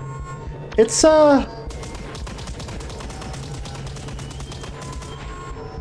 pretty interesting.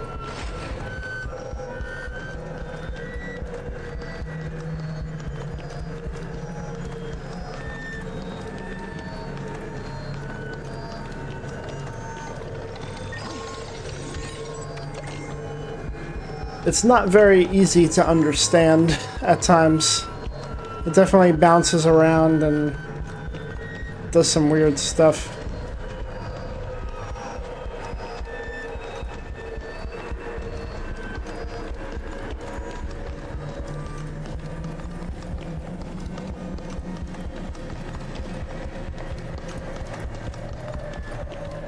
Yeah.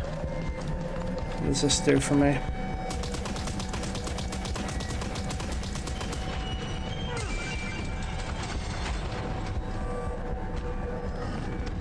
There's two of them. Okay. Alright, alright.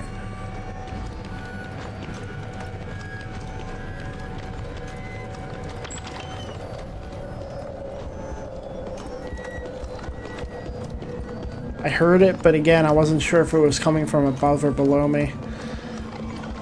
Or around where I was, or whatever.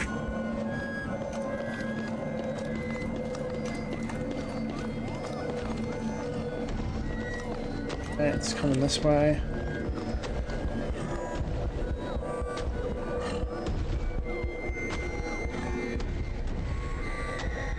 I have to be careful here.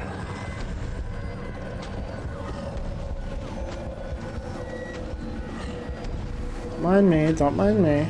It's alright, it's alright.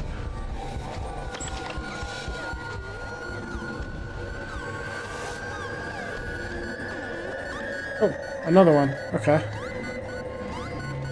Yeah, this is what I'm supposed to do then. Oh my god.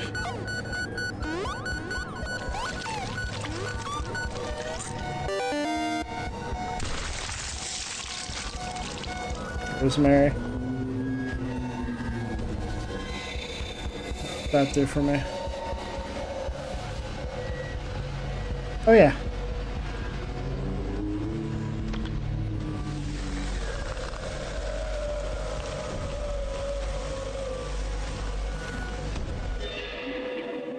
Rosemary's remnant psyche. I am an experimental specimen. Specimens do not require mouths, therefore mine is sewn shut. Specimens do not need to move, therefore my legs have been amputated. On my stomach, directly above where my child should have been, the head of a stranger has been implanted, staring at me constantly. Arms are sewn onto my chest, and legs are sewn onto my shoulders, for I am blamed for not moving. Perhaps I am not even an experimental specimen, but merely an ornament. Just how many victims did this place leave? I can still sense the remnant psyche.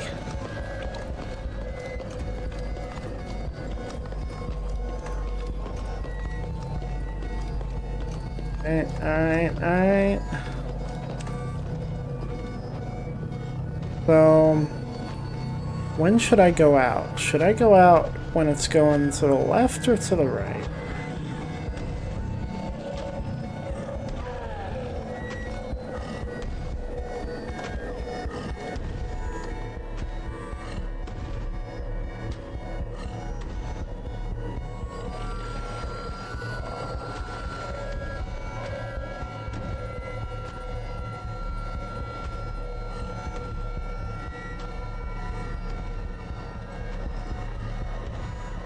Wait, is it... Did it change course? I think it might have seen me.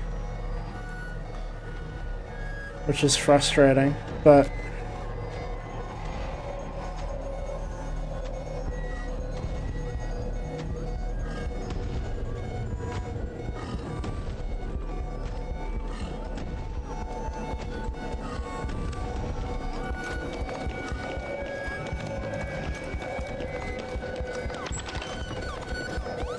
Alright, cool. Oh my god.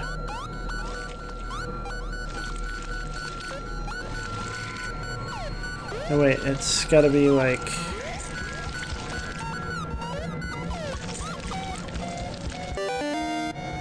did it.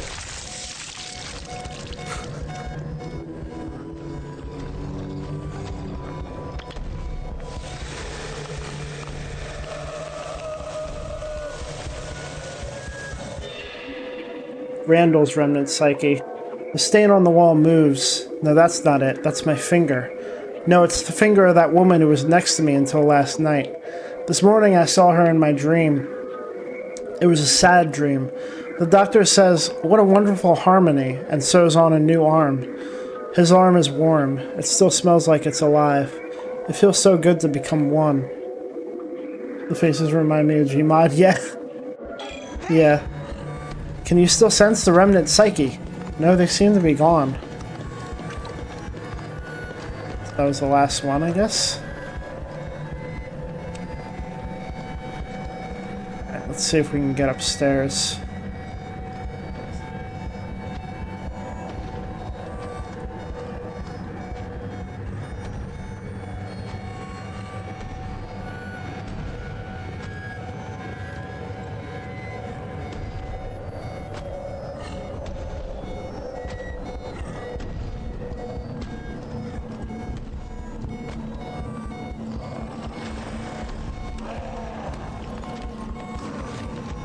Uh-oh. I think I went the wrong way. It's entirely possible.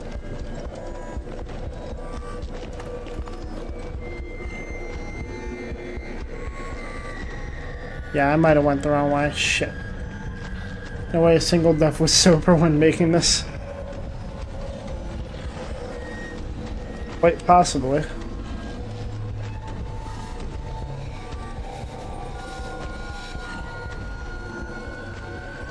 I think I can go either way here.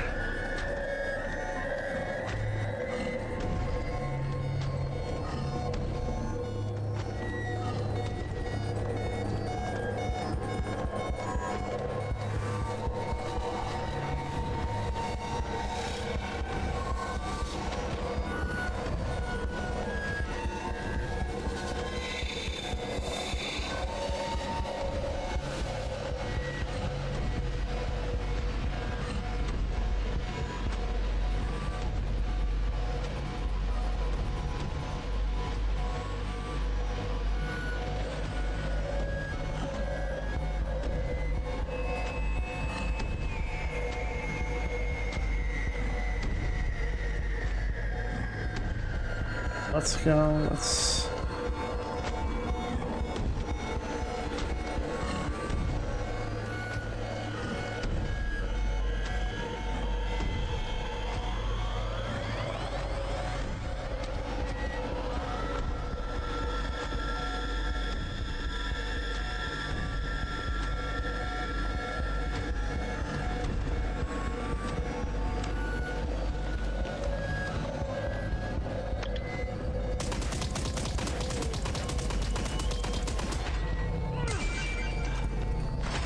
Alright, cool. So we want to go upstairs. We're almost there.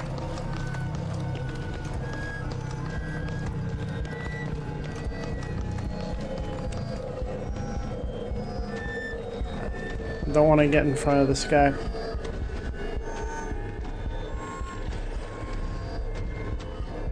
Make sure he turns around before we go up there.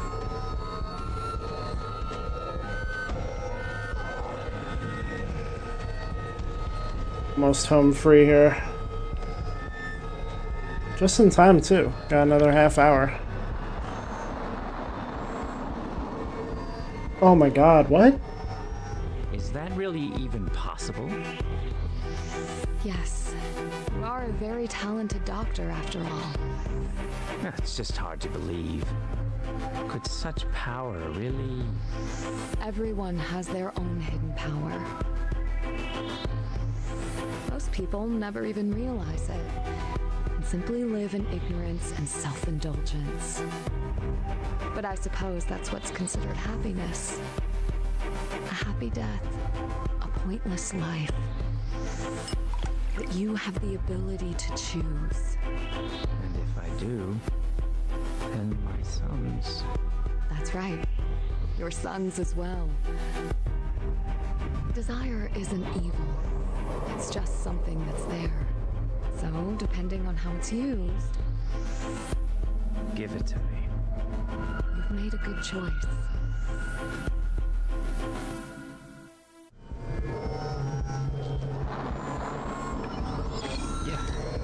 Oh, we made it. It's one of those TVs. We obviously can't just ignore this. The right photo 15% EXP. Welcome to the stream. Hello, I'm SNAP, a character from Grace Roblox, if you like.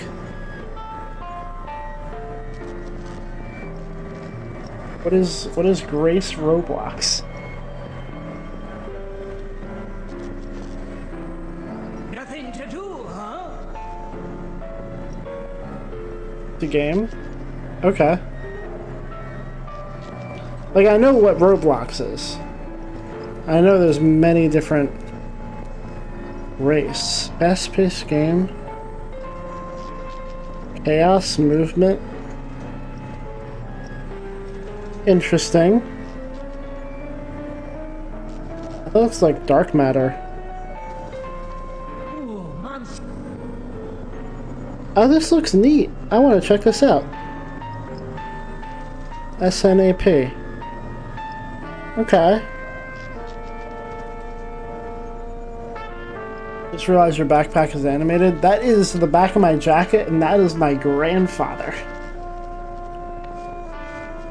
I can give you a 1K likes if you like. Nothing to do. Go for it. I mean, I think you have like a limit. At least that's what my one friend figured out. But nope, I reached 6K. Oh, nice. Well, I would appreciate it, I suppose. I don't know what likes do. Maybe they let people find my stream better. Well.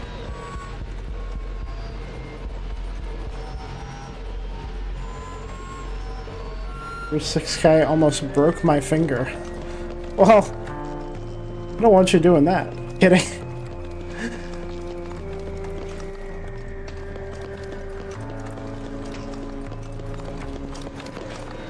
Oh, here we go. On the rope. The space-time jumping technology developed by Benjamin, who is the grandfather on my jacket, was subsequently improved upon in secret by certain individuals. And by the end of the 2020s, around the time the space-time police were established, it had been integrated with conventional technology and put into practical use. Time travel is commonly referred to as time jumping. The core of this theory, which enables free movement between the past, present, and future, lies in the integration of two concepts: controlled entropy reversal and multiple regression. First, one constructs an ultra-high density closed system that completely blocks interaction with the outside world. This system has extremely high energy and information density, allowing precise control of the internal quantum state. Next, a special energy field is generated inside said system, reversing the laws of entropy increase both locally and temporarily.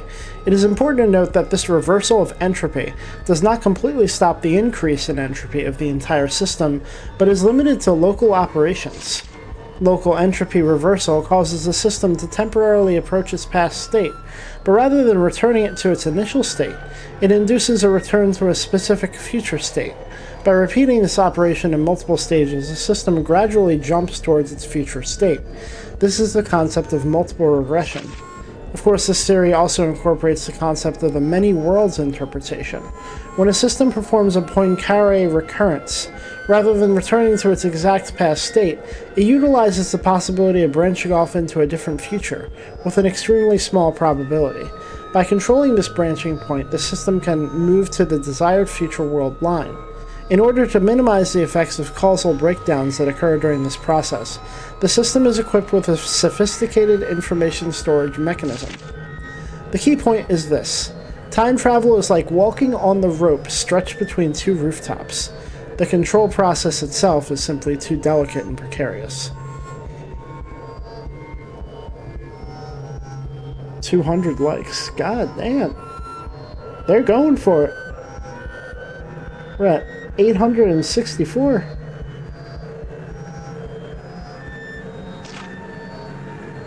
Big Preach, thank you.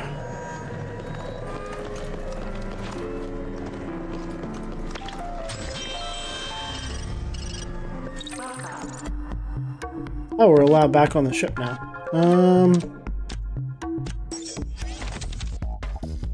I upgrade. Yes.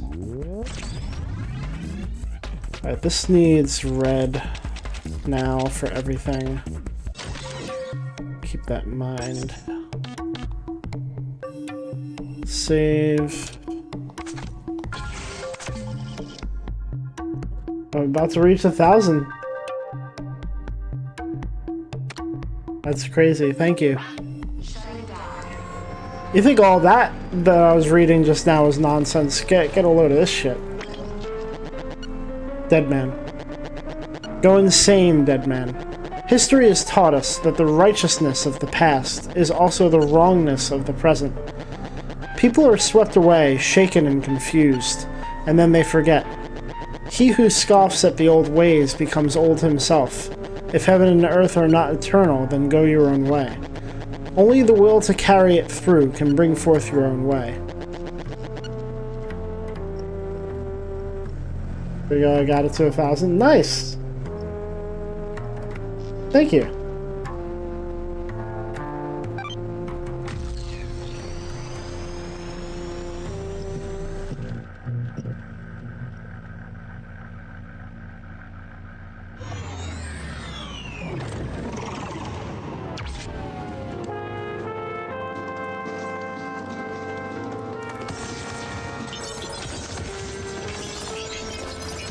Oh man.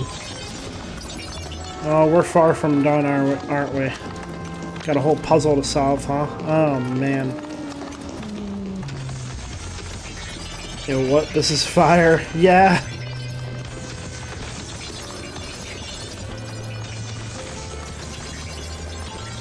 You haven't even seen, like, the main gameplay of the game, which, at this point, I hesitate to call it the main gameplay. There's so many different fucking styles. Oh, here we are.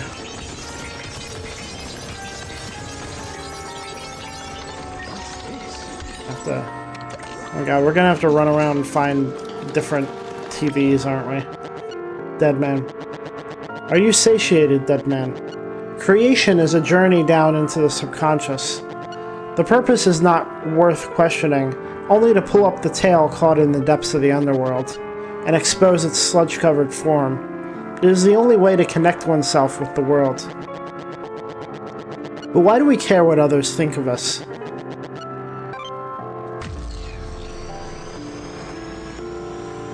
Or put like 20 sugars into his drink. That's exactly what my girlfriend said.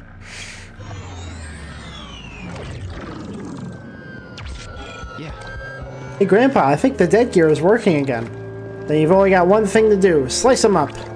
Oh man, here we go. Do we have to go through the whole place again? Just like searching for shit? Alright. Well, now we can kill shit.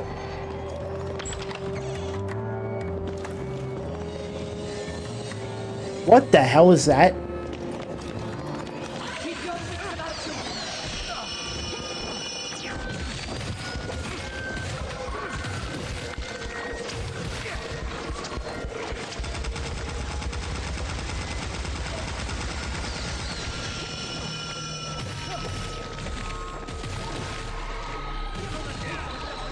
Like a ghost from Scooby-Doo.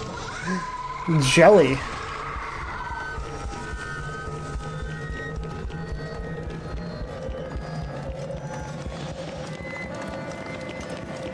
Bro's name was Jelly.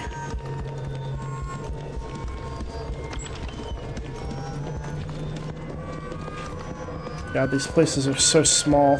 You're gonna put enemies in this place?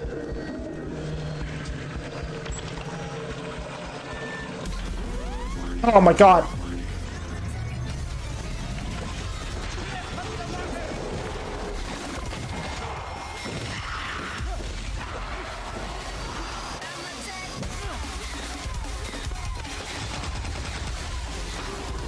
Oh?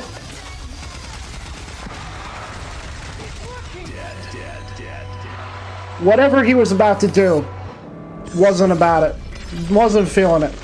Didn't want it.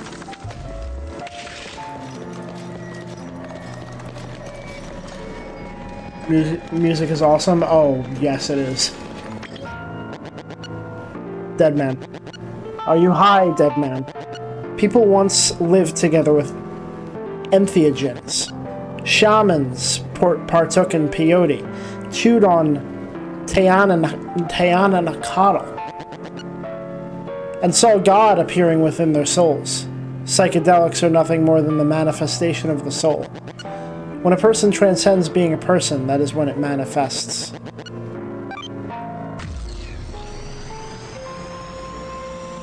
Right, right.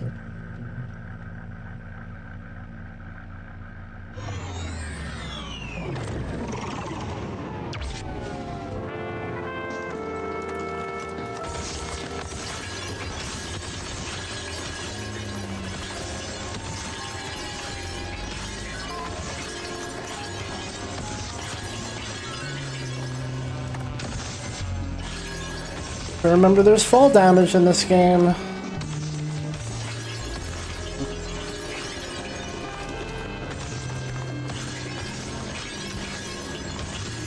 Oh yeah, we're only halfway done this place, aren't we?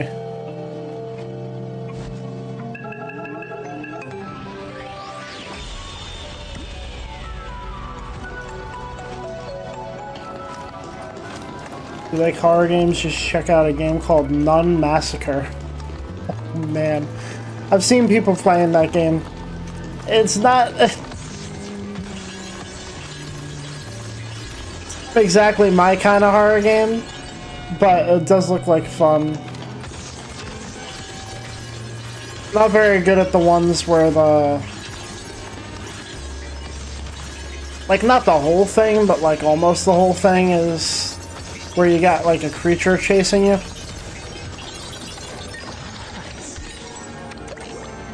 I mean, Resident Evil, you got the chaser enemies on occasion, but I'm just very bad at them. I'm very,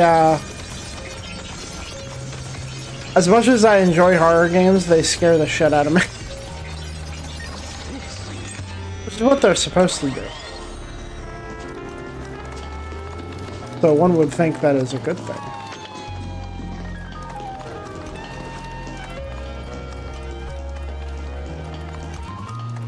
Go up here. That's why I don't play them. Yeah.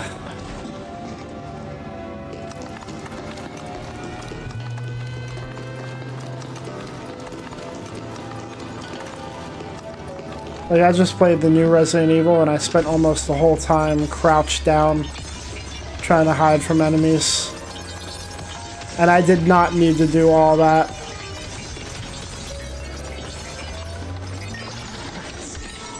Handle Spooky's Mansion and FNAF, that's about it.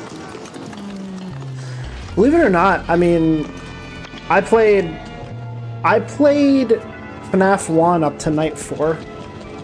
I got really frustrated with it. I felt like a lot of it was luck-based, so I kind of gave up at that point. But I watched Markiplier play all the other ones. Honestly, what I played of FNAF 1, though, it's a scary game. Like, it's actually a scary game. You wouldn't expect that looking at it or hearing about it, but the atmosphere is heavy. It's not just the jump scares. Dead man. Do you still insist on going, dead man? A faded mountain road. Your breath is white, and low clouds hang in the air. The quiet that comes when the wind stops blowing. The only sounds are a distant willow tip, and your own footsteps. A large branch suddenly sways deep in the bushes. You listen with bated breath, but there's nothing else. The sun is definitely setting, as the shadows of the trees grow long and the first snow is already near. Love games with good ambience? Same. Ambience is one of the #1 things when it comes to a game with me. The game could have terrible graphics, but a great ambience. It is possible. I've seen it.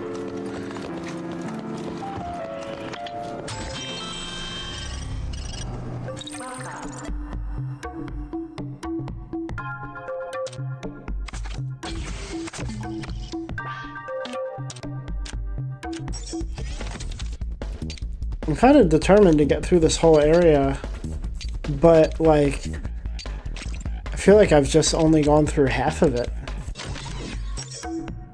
And we have, like, 20 more minutes? Where are we at? Let's see where we got. What the fuck is going on out here?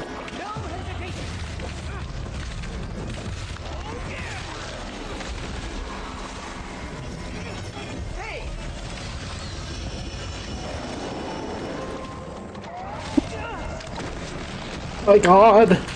That scared the shit out of me!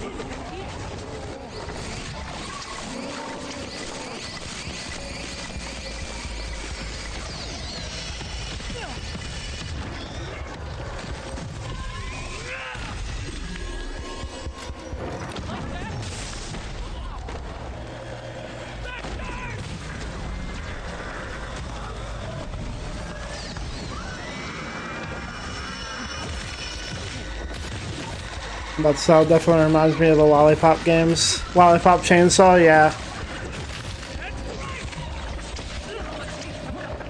He definitely takes a lot from each of his games and keeps using them. And also, all of his games, almost all of his games, have a very shared universe. It's called the Kill the Past universe, or the Kill the Past continuity. This is a tiny room!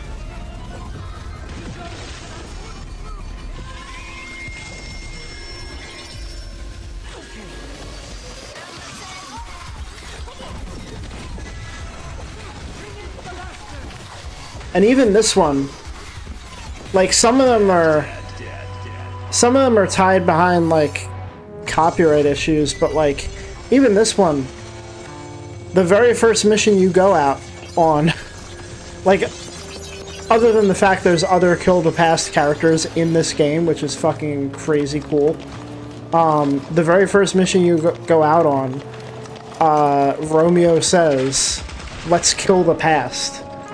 I freaked out. I freaked out, dude. It's so cool. Keep your wits about you.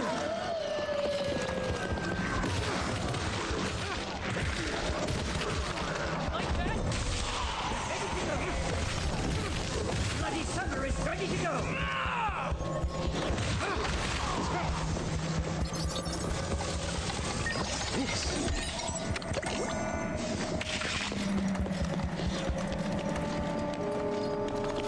Actually, I have a video on my TikTok of me reacting to something that happens in this game. When you talk to the shop guy in this game, the shop guy is a character from another Kill the Past game called the Silver Case 25th Ward. And when you talk to him, he transports you into the Silver Case 25th Ward. It just becomes that game when you're buying shit from him. It's so great.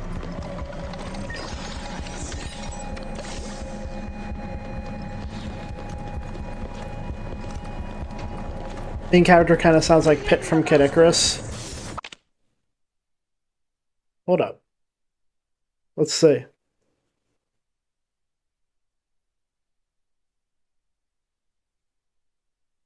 Romeo Stargazer voice actor is Anthony Del Rio.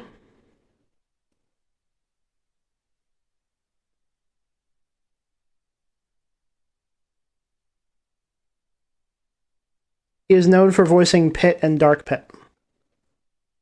That is Pit.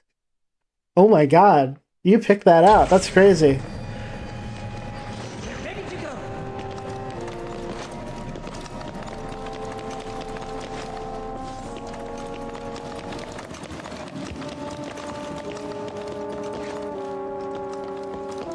I really hope this is not the room that I came in on. I'm pretty sure it isn't. Wait, do I have 2 heals now? That's crazy. Dead man. Are you judgmental, dead man? Those who speak of justice are condescending. They call things violent and inflammatory. They ask what is to be done if the foolish are misled. But they never admit to not knowing what they would do if they themselves were misled. They're so arrogant that they believe that heaven and earth are populated by fools.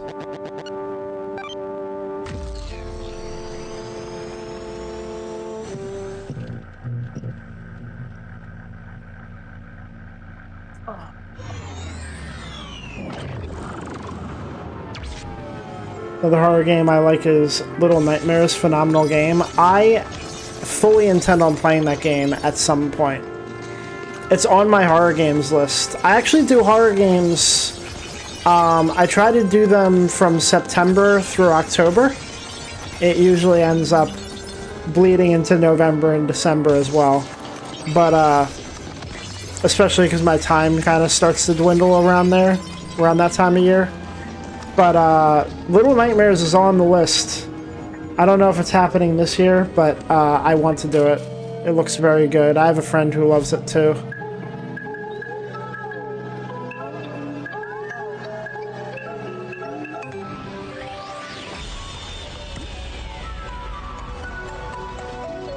Like, I know I just finished Fatal Frame 3 last year, so I have Fatal Frame 4 coming up. Let me look at my horror list real quick for you. All horror, all the time.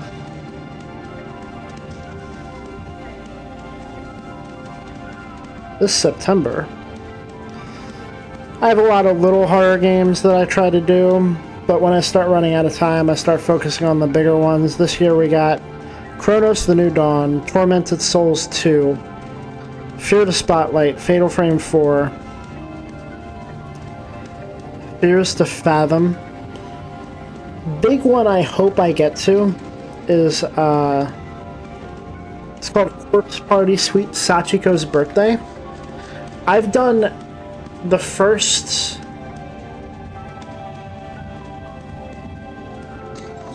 3 Corpse Party games? 2 or 3 Corpse Parties, I think. And there's like 2 left. There's this one, which is kind of a side game, and there's another one. But it's like, it's hard for me to convince myself to do them anymore, because the first games that I played, they took like 20 hours. They're long games, so hope I get to the next one soon, because they're great. Corpse Party is great. It's just, they're so long. They're so long.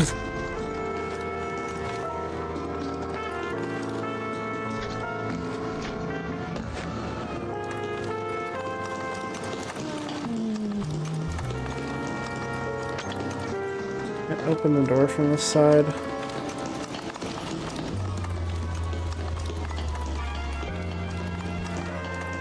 Okay.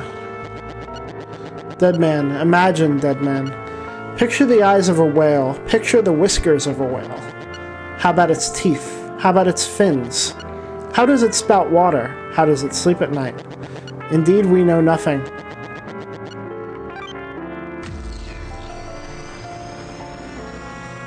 Yeah, I'm so used to... Well, part of the reason I can do a horror marathon every year is because horror games are short. So... But then the past few years, Silent Hill 2 Remake, Silent Hill F, both of those games took me like 20-30 hours. Oh my god. I love them, but... Oh my god. TV graphics remind me of another game I like, Dave the Diver. I keep hearing... People are telling me to play that game. Might want to check that out at some point.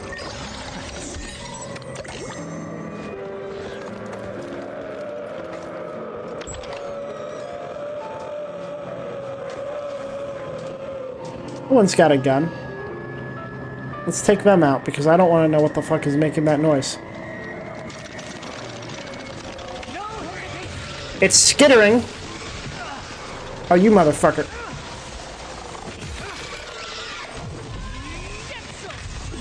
Damn it.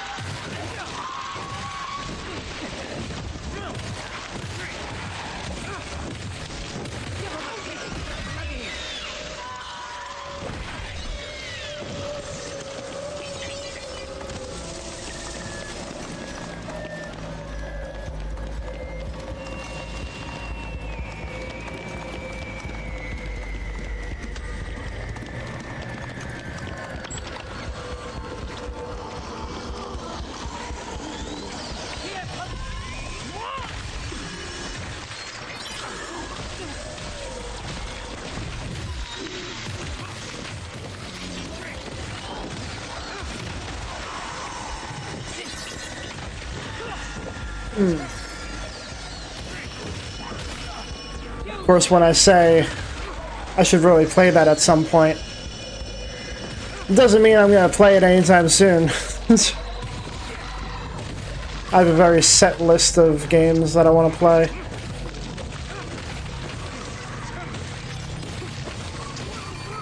Don't take it too personally. I don't take a lot of suggestions.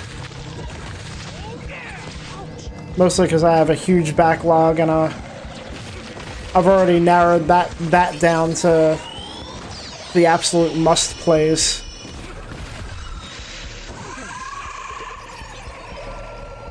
There was more time in the year, honestly. I think I asked this before, but what's your fave game of all time? We talked about Mario. Favorite game of all time is hard. Because it changes. I like so many different genres.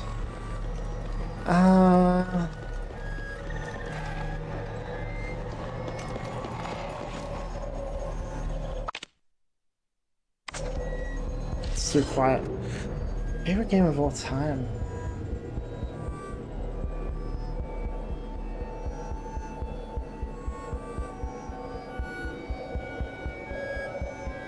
I gotta go down the list. Horror is probably Silent Hill 3.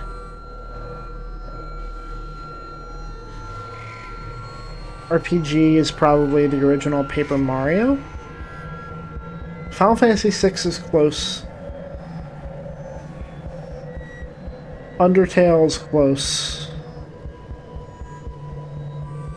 Pokemon Heart Gold Soul Silver is close. Hard. Final Fantasy VII. I love Final Fantasy VII.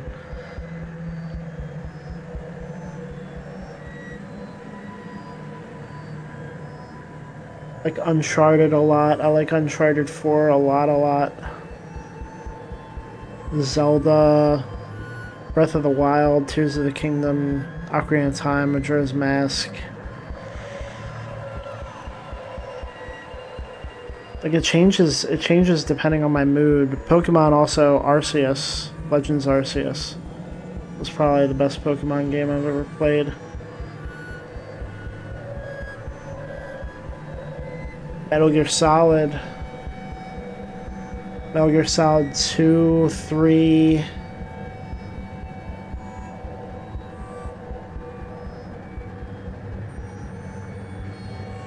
I love the No More Heroes games, No More Heroes 1 and 2, Pokemon Mystery Dungeon, Explorers of the Sky.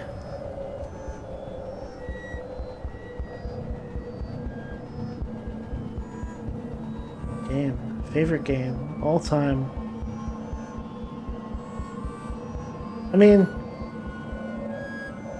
I got the Zelda shirt on, I got the Zelda motif, I got the Zelda fucking tattoo.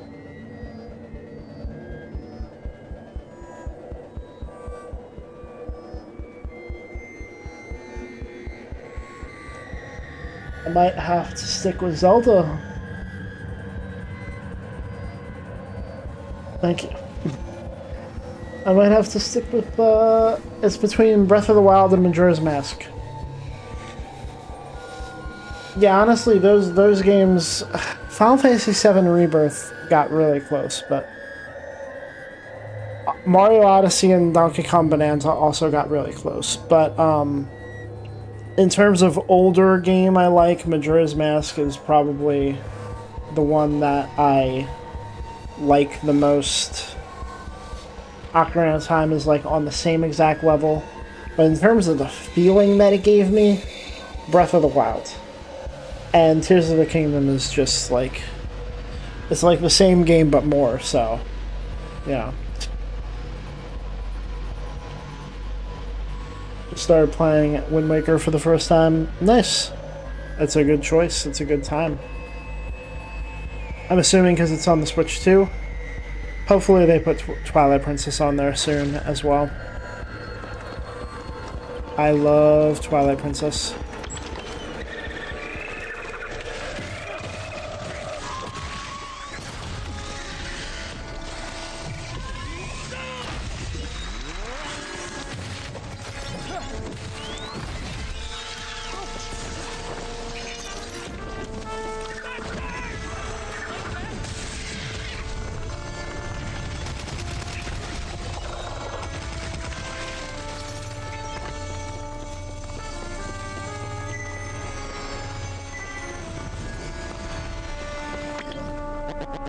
Dead man. Do not let opportunities pass you by, dead man. I once saw an empty ship abandoned in the inland sea. It was rotting, rusting, and sinking. I was simply passing by. I continued walking right past it. But then I saw it in a dream, and I went to go see it again. However, there was no longer anything there. Life is the same way.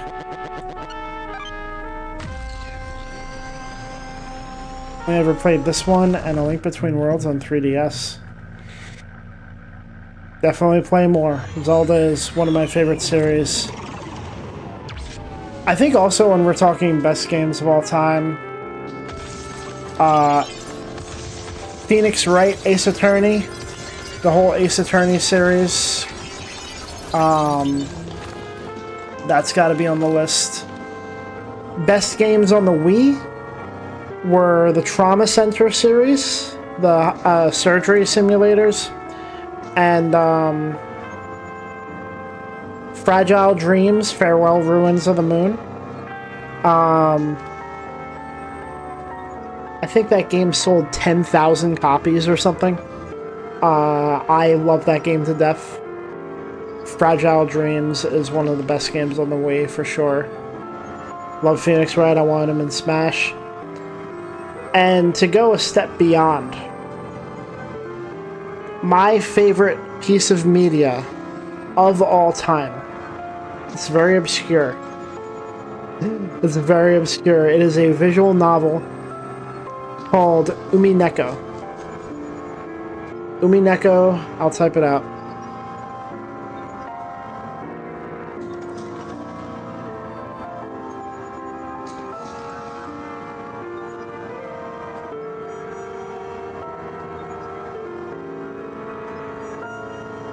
Umineko no Naku Korone, part of the When They Cry series. It is When the Seagulls Cry. It is a spiritual successor to, and sequel in some ways, to Higurashi no Naku Korone, When the Cicadas Cry.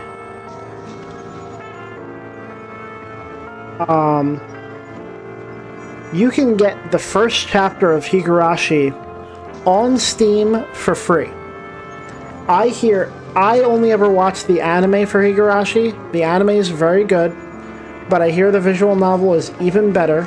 Visual novel or manga, whichever you want to do. And I read the Umineko visual novel. It is very long. When I tell you, across all media, anime, movie, game, book, fucking anything, Umineko is my favorite piece of media ever. Like, above everything. Higurashi, the anime, is a close second, but apparently, again, the visual novel is better.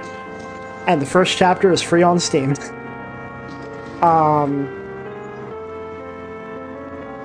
The author of both of those visual novels went on to make the story for Silent Hill F. And I was so ungodly excited for that game because of that. I was not disappointed.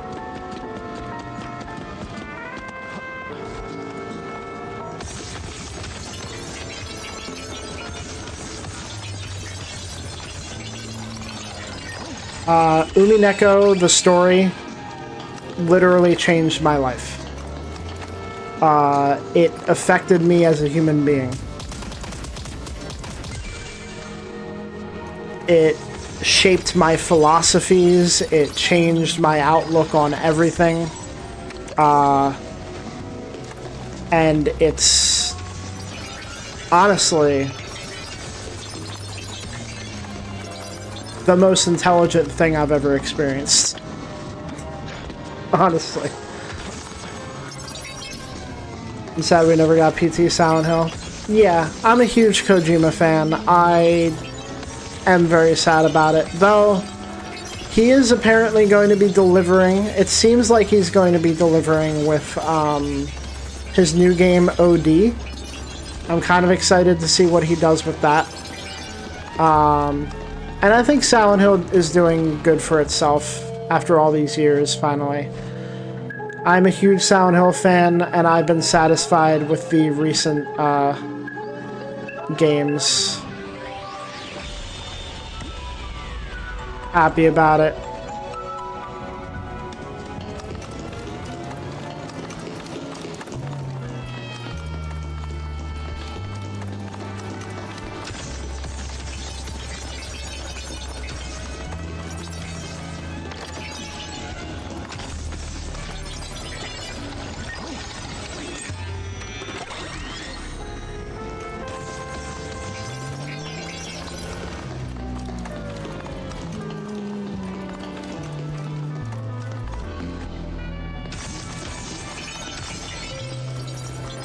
One of the best pitches I can give towards the When They Cry series, by the way.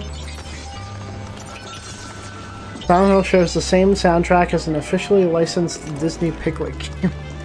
I don't think it has the same soundtrack in it, but the songs are very similar and it's very strange. I kind of want to play that Piglet game at some point just because of that. I might put it on the horror list one of these years. That game looks so crazy. But what I was saying was one of the best pitches I can do to towards the When They Cry series is... Wait, is this the way that I went? I came down here, and then more so for Umineko, but not like a little bit for Higurashi as well. They are mystery novels to the sense that you can solve the mystery before you get to the end. You are way more so in Umineko, but you are given all of the clues and everything to solve the mystery in the first chapter. It's hard as hell. It is hard as hell to figure out, but like, another thing about Umineko is it presents mysteries to you throughout the entire experience. And at the end of the experience, not all of those mysteries are explained. Not all those mysteries need to be explained for the story to finish. So you have things that you could just figure out on your own once you're done. And it's so cool. Dead man. Where is this place, dead man? Toes soaked in water, the rain beating down, irritated by so many small things piling up. You awaited a place to vent, and blunt words stung your ears. The harsh words came on an impulse. Maybe they simply leaked out. Even the silence is drowned out by the sound of the rain, and you no longer have anywhere to go. Oh yeah, another thing. If you do end up checking out the animes, Higurashi's anime, like I said, is fine. Start with the 2006 one. The 2021 is actually a sequel. There's like 3-4 seasons. It's Higurashi, Higurashi Kai, Higurashi Rei of the original series. If you try to watch the anime for Umineko, you're gonna have a bad time. Not only did they not finish the story, it's actually a really good thing that they didn't, because what they did was abysmal. It is awful. The Umineko anime is not serviceable as a replacement.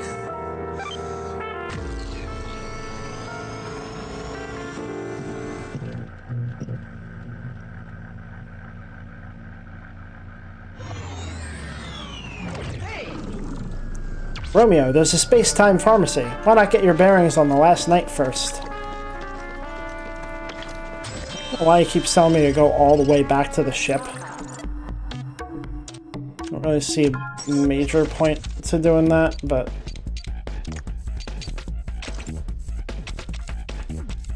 Upgrade this. Yeah.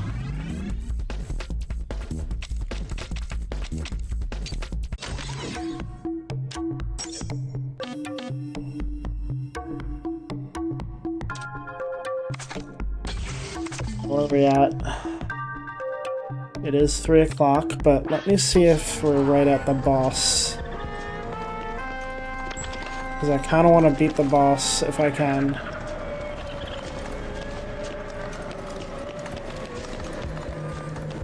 Another horror game I like is DDLC. I am a huge fan of DDLC. I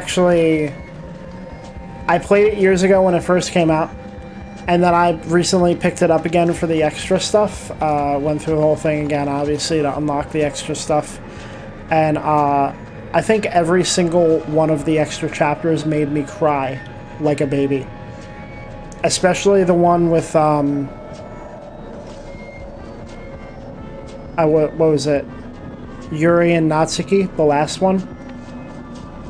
That really hit home.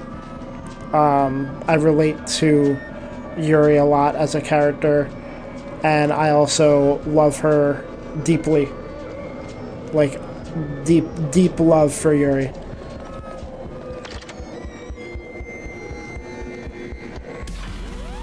Jesus Christ.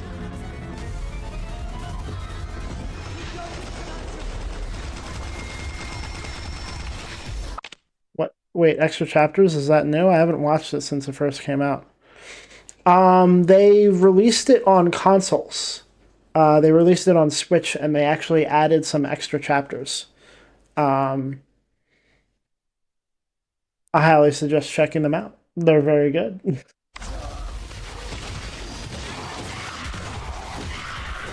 I will say, do not expect any horror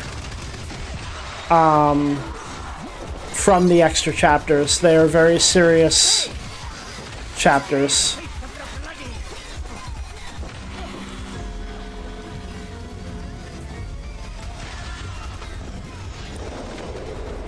Favors always Natsuki. It's a very fair choice.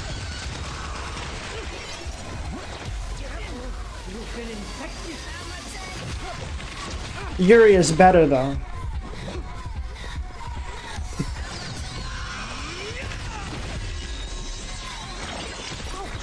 Oh my god, this thing is...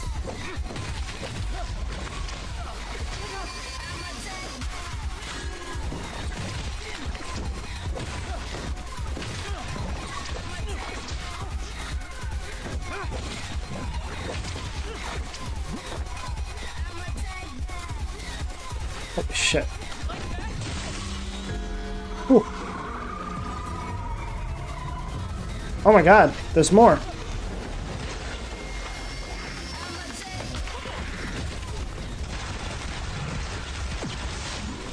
Uh-oh. Oh my god! They're throwing the whole...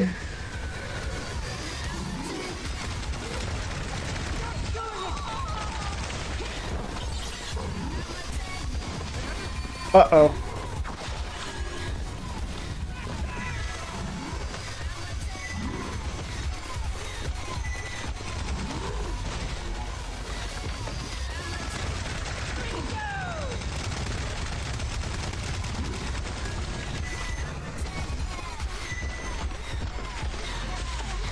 Come on.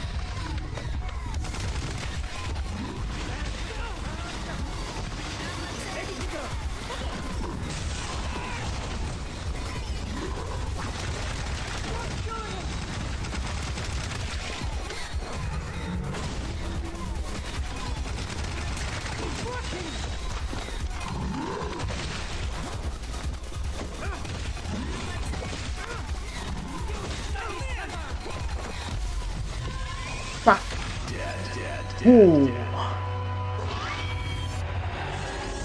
Yeah. Did we get them all? No, she's a close second, but the pen thing threw me off.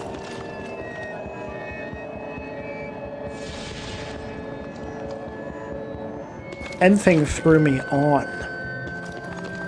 But I digress. Bring in the bastards!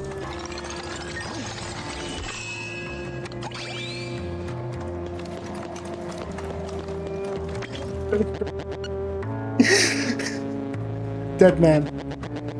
Count that which is long, dead man. 64 different kinds of discs, large and small, are layered on one of the 3 towering poles, with the largest at the bottom. Of the discs that can be moved, one large one should not be stacked on top of one that is smaller. Once you have transferred everything onto a different pole, you gaze up and see that all of the world is finally gone. And what you can see and what you can do are 2 different things.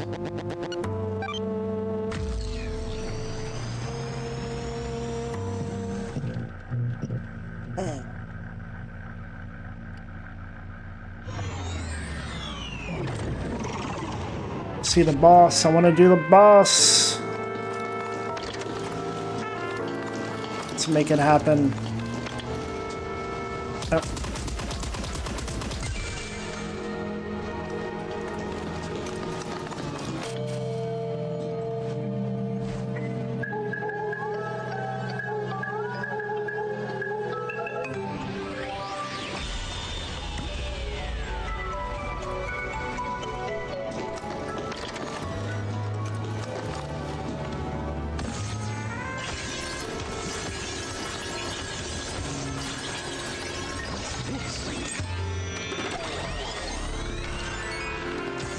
I think I can leave this way? Oh yeah, I opened the way through... Okay, cool. Is there anything secret that I missed out on before I exit here? I don't think so. Also a massive fan of ARGs. Same. I wish I had the time to participate in them more. At least the ones that you could participate in. I also don't really have the time to follow a lot of them anymore, but I was actually a part of the Ben Drowned ARG. Just a little bit. Just a little bit. I actually, if I recall correctly, I pointed people in the direction of making a bad choice during that one.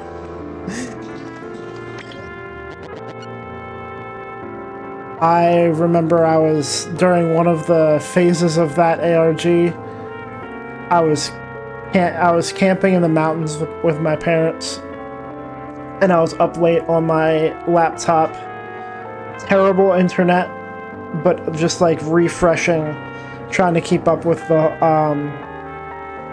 keep up with the updates on the IRC chat rooms, chatting with other people who are trying to make decisions, find different things.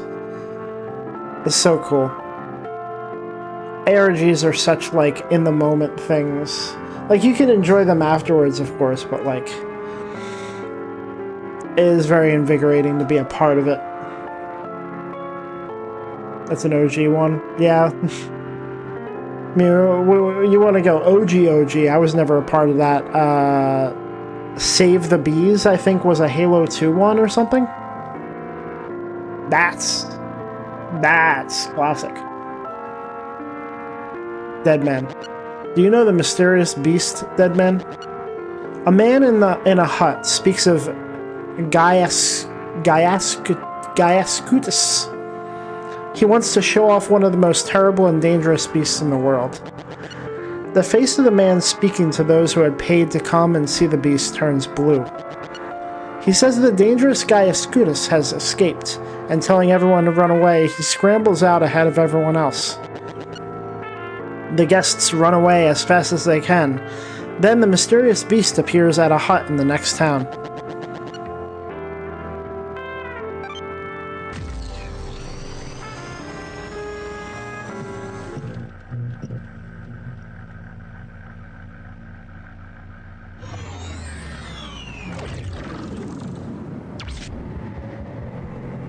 Oh, cutscene.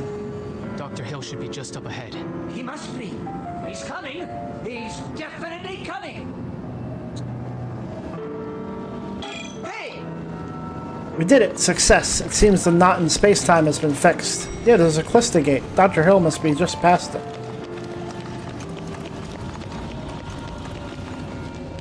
Wait, what is this? Oh my god, is there a goddamn palace in here? Oh.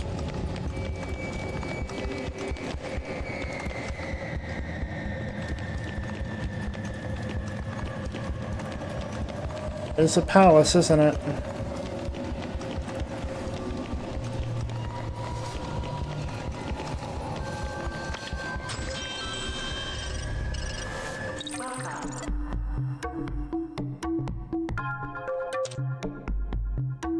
Meepo, are you interested in joining my Discord? To get updates on when I'm planning on streaming and what I'm planning on streaming.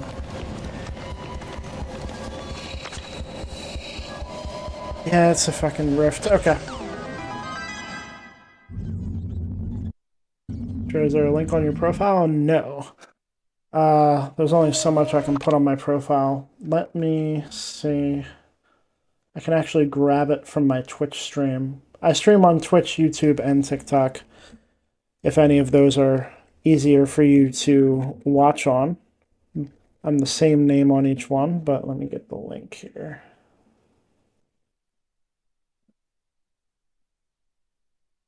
Well. Oh. There it is.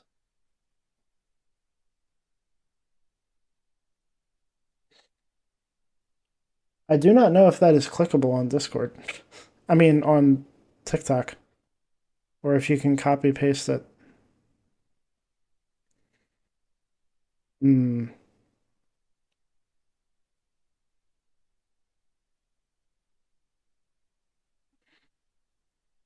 I did just follow you back on TikTok. If anything, I'll send you a link there.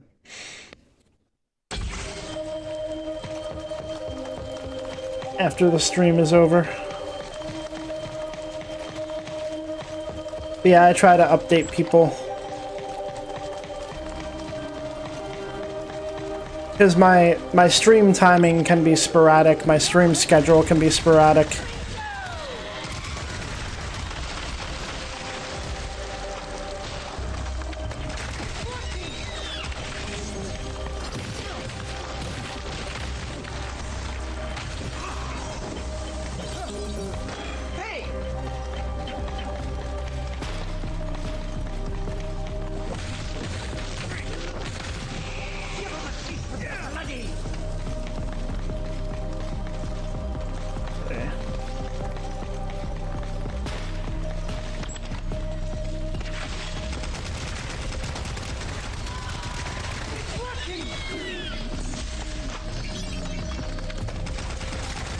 Careful, boy.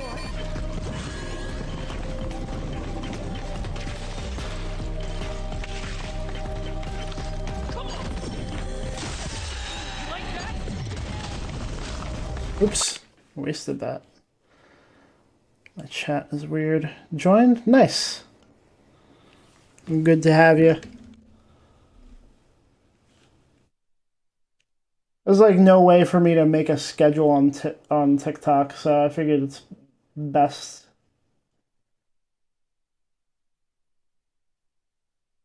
Noodle.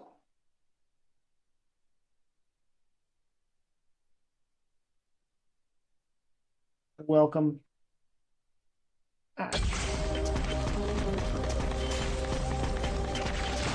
Oh my god.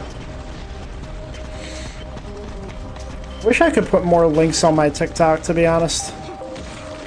I think I had my Twitch on there, but like I want to add my YouTube and all that.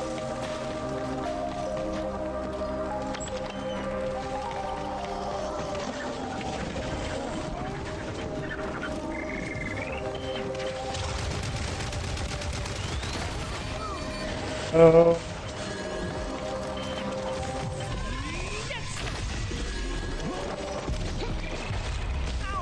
Ooh.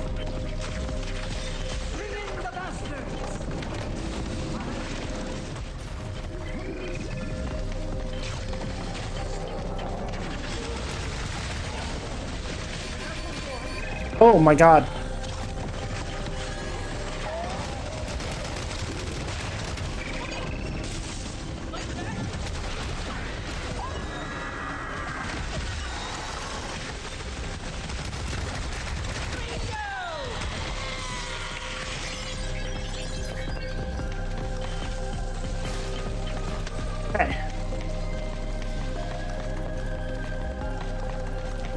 Thank you. This game, man, the difficulty of this game shot up super high after the first area.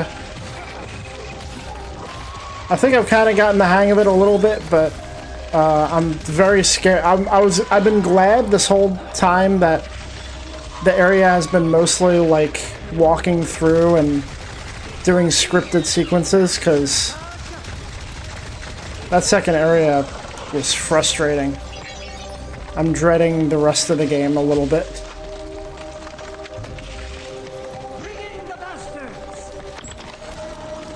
Uh-oh. Oh, every area's gotta have this guy?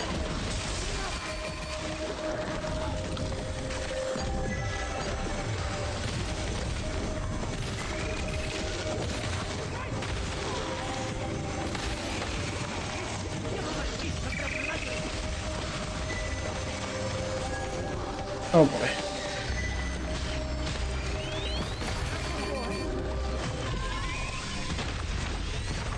Ah.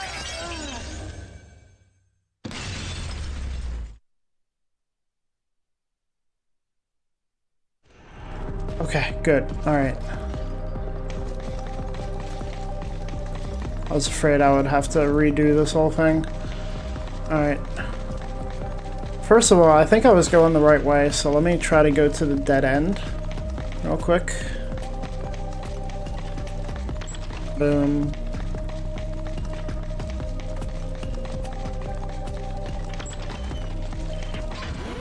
Yep.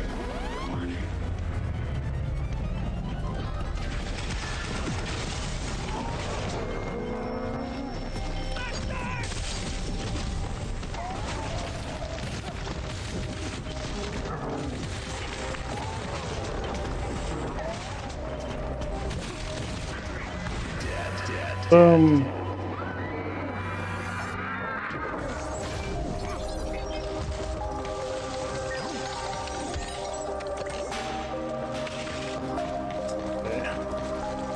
Two doors? Wait, is this the right way? Oh my god. I'm gonna go the wrong way.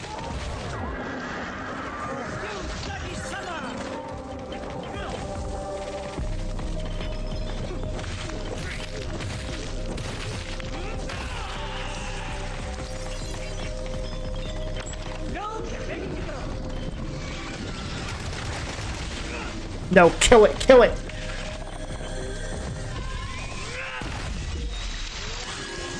Oh, thank God.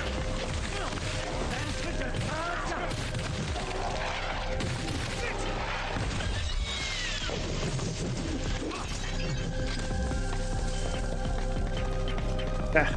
Alright, alright. Visuals are beautiful. They are.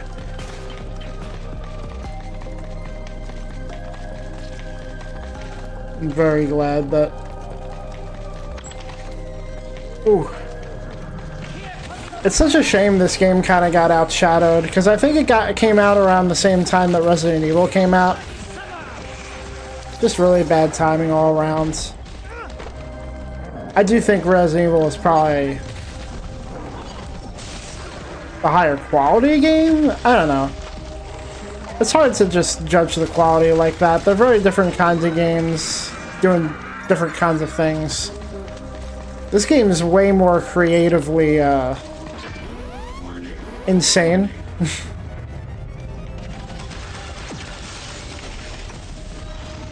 I just wish this guy's games would get more publicity, you know?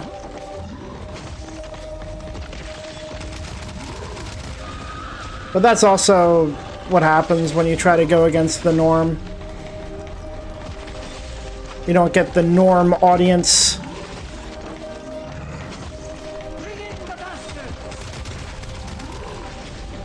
Oof.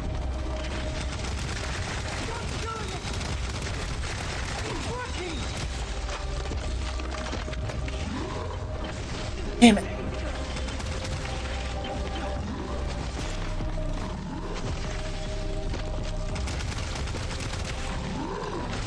Ah.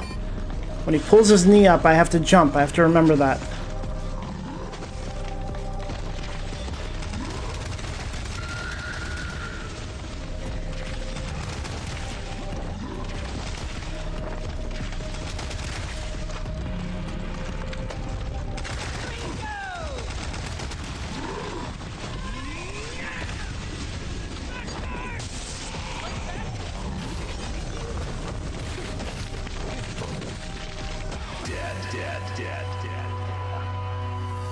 Favorite game soundtrack? Again, that is such a loaded question.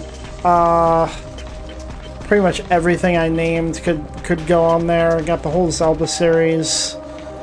Oh, this was the right way. God damn it. This guy's games have fantastic soundtracks. No More Heroes. Definitely one of my favorite soundtracks of all time. The original Animal Crossing. Another one of my favorite games of all time.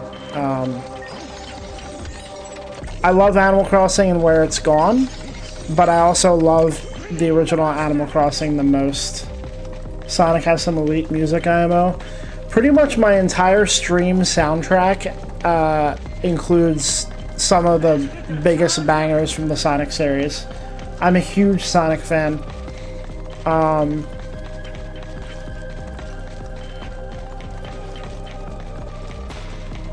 Yeah, Sonic, like, it's always been very easy to say, yeah, you may not have liked this Sonic game, but the soundtrack, though. Because it's always the best. Always so good. Sonic Frontiers was no exception. Some people kind of fell off with the Breath of the Wild style soundtrack thing they had going on, but like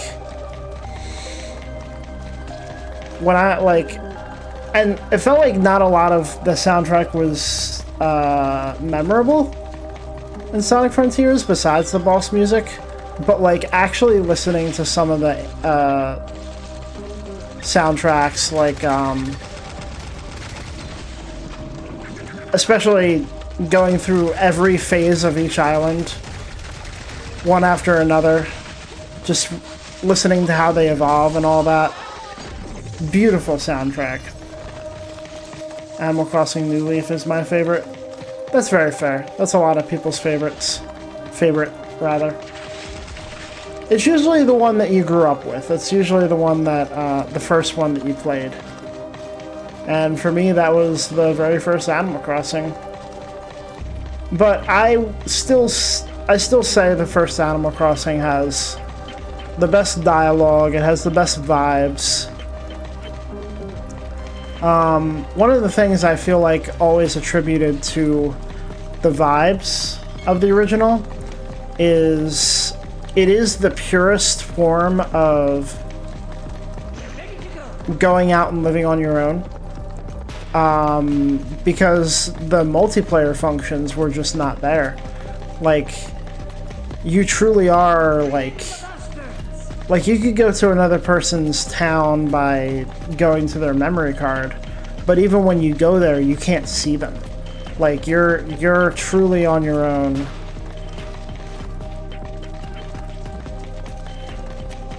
The whole time. Which I feel like fits the vibe so much, like...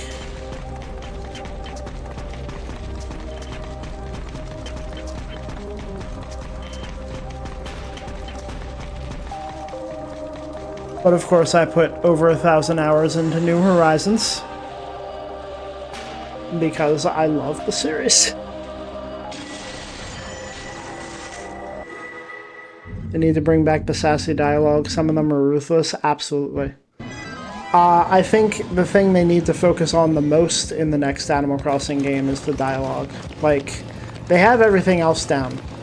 They need to write, like, 7 books of dialogue for the next game, for sure.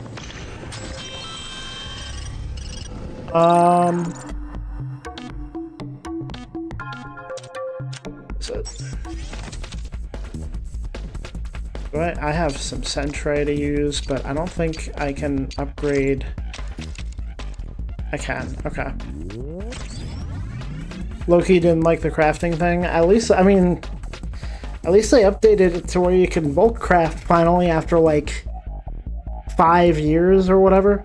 But, I low-key didn't like how much power that we got. And I think that's... You try to look up criticizations of New Horizons. The biggest thing you're going to find is people saying that they gave us too much freedom. I'm not against having a sandbox, but I think they might have hit the nail on the head, kind of, by giving us different sandbox things to unlock. Like, they gave us a hotel, they gave us the DLC where you can go to the island and like make houses for people.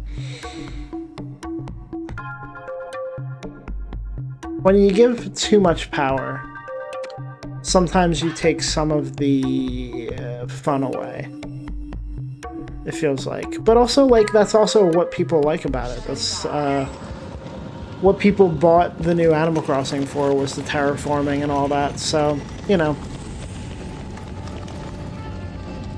It takes some of the fun away, not all of it. Soundtracks, though, soundtracks. The entire Silent Hill series. Same composer, the whole series, for a reason. He is a master. My number one least favorite thing was looking at other people's designs and looking at mine and realizing how inferior mine was. There's that. I never even considered that. I mean, definitely, like, looking at other people's designs, especially for houses and stuff, it kind of discouraged me because I put a lot of work into designing my house. I put a lot of work into designing rooms for the Happy Home Paradise and the hotel. I think I need to do 2 or 3 more rooms on the hotel to finish it off. Nothing I have ever made looks anything close to what other people have made.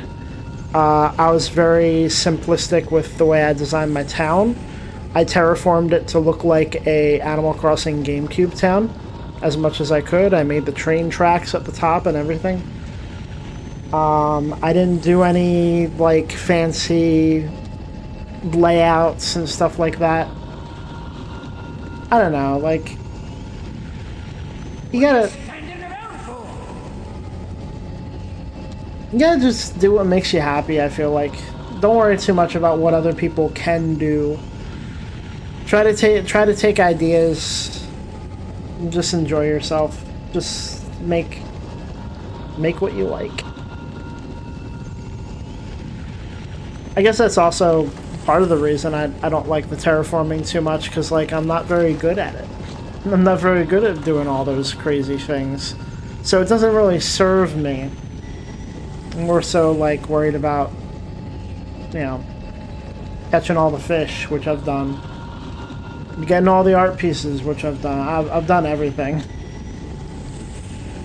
It's so cute, thank you. I like it.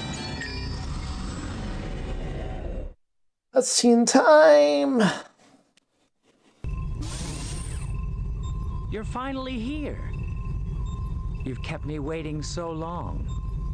Are you the agent that woman mentioned? Dr. Hill, I'm here to put you under arrest as one of the most wanted space-time fugitives.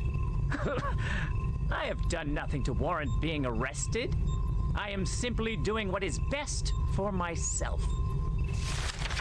Although someone like you could never comprehend it. If you continue to resist, you'll be eligible for elimination. It may be no use talking to this guy. That's fine. Now, die!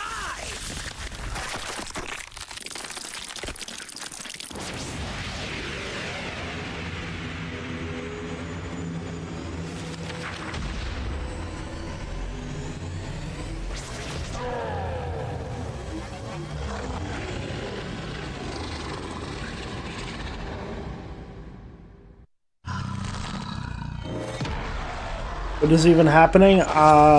You know.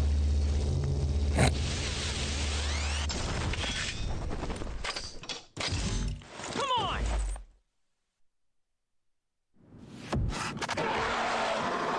Used reanimating.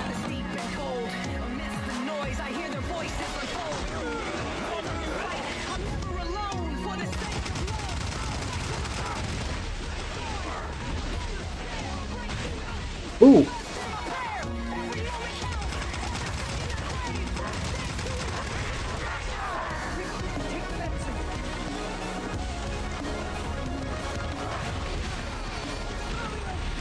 Shoot.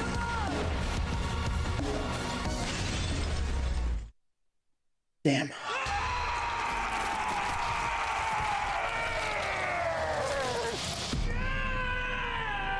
Let's try to get the revive. Oh, it's fast. Oh, it's fast.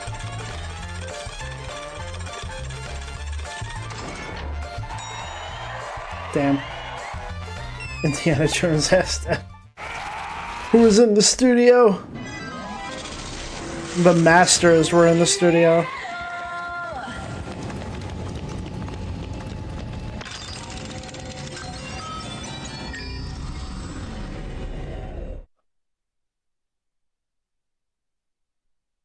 Basically, to explain the story. You're finally here. You've Romeo died. He was taken out by a space-time traveling zombie. His grandfather knew he was gonna die. Told him he's gonna die in 15 seconds. Then he stuck a device in his eye to turn him into a half-dead man. But that name was a little too lame, so he's called a dead man, actually. Romeo is a dead man. And at some point during his life, he fell in love with a girl named Juliet. And it turns out the objective seems to be to take out every single version of Juliet because she is a space-time destroyer.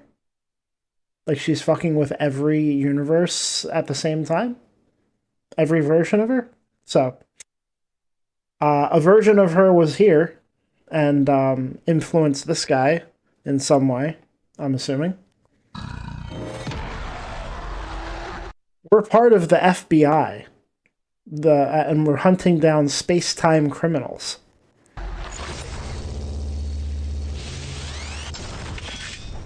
Basically, to explain the story, yes. Yes. You're correct.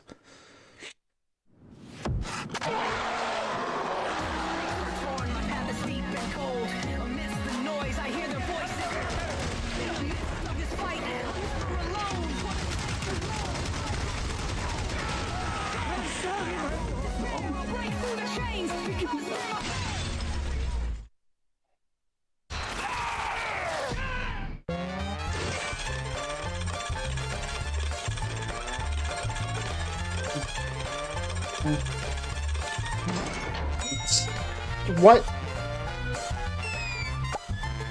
thought that was a revive. Damn it.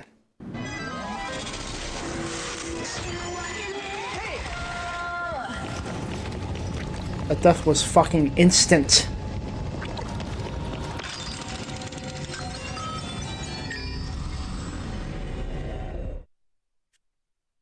Oh man. I think I'm gonna give this like 2 more tries. It is getting really late. Might want to just come back and try to fight this. Come on!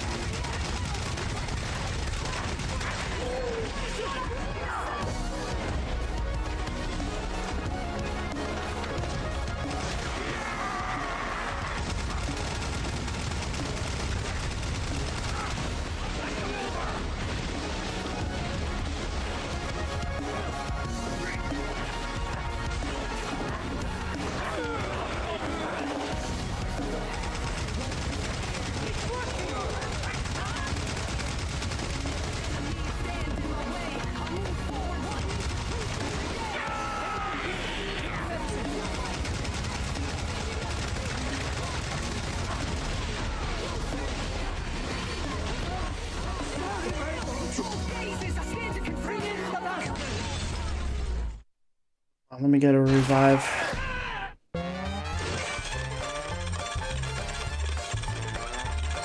Where's the revive? Damn it. Fine.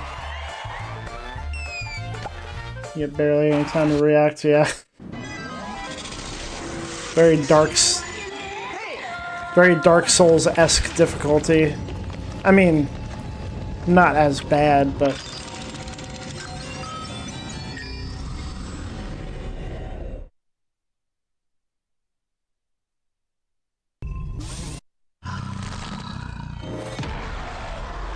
Lock in. One more try for the night. Come on!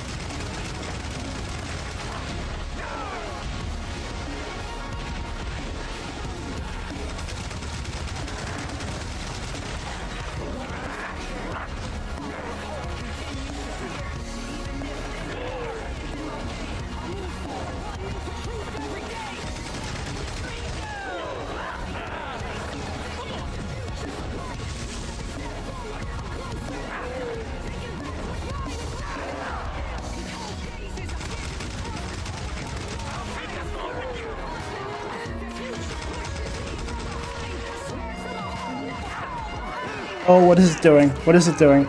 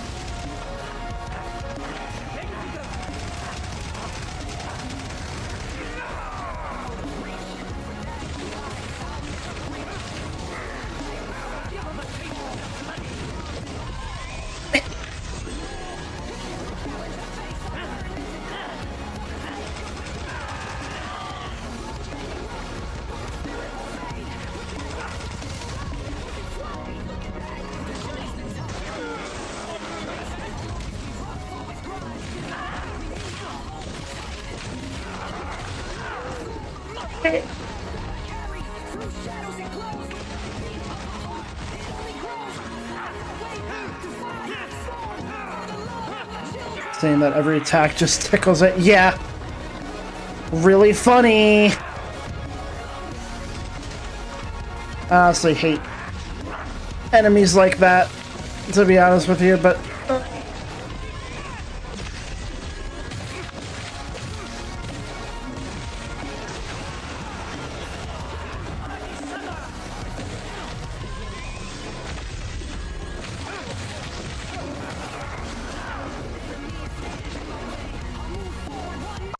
Is there anything I can do? What do I got?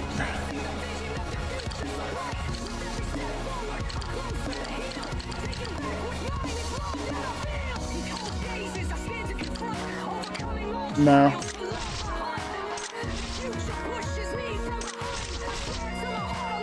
Try different bastards, maybe? Hang on.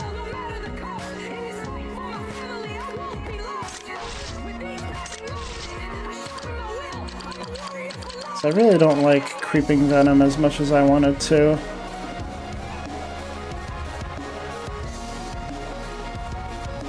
Like this. Boom.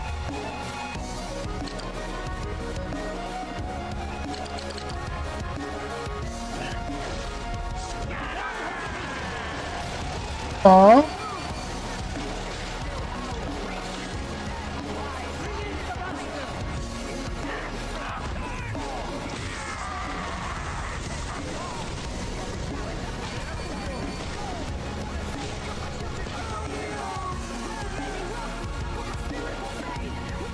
Oh, that's so fucked.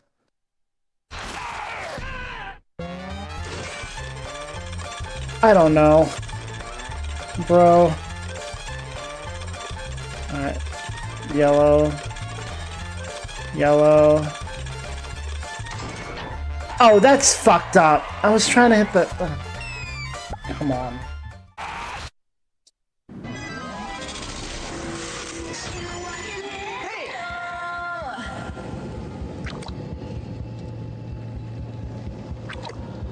If you hit one of those selections, you'll actually revive right there in the boss battle.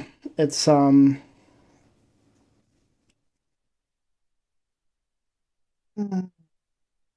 It jumped to the next one, yeah. The one I was trying to hit would have revived me, but it didn't want me to, so...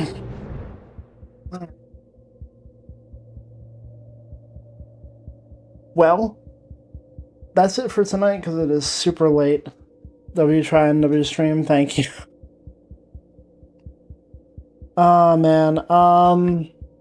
Me and my friend are going to be playing Baldur's Gate tomorrow. I actually can't stream that on TikTok, because I don't like turning the little things off, like, the stuff that TikTok might ban me for, so... I do that on YouTube and Twitch, but the rest of the week, Wednesday is, what is it? Wednesday is Pokemon ZA, where me and my girlfriend are going to try to finish the main story. And Thursday, Sonic Racing Cross Worlds is coming out on Switch 2 on physical. So I'm going to be playing it for that night. And then no stream until Sunday. We'll do more Pokemon. But I have my schedule in the Discord. You can see it. See you on YouTube or Twitch then. Yeah. Unfortunately. Oh, and you'll see my VTuber model tomorrow. Yeah, I don't want to risk it. TikTok is very touchy with different things. I think YouTube allows certain things if it's in the setting of a game, so I should be fine, but TikTok is touchy. So. Alright. But thank you for watching. Thank you for joining, everybody. It's been good. I really wanted to beat that boss tonight, but we got to the boss, so that's half the battle. Alright. Have a good night. Boom.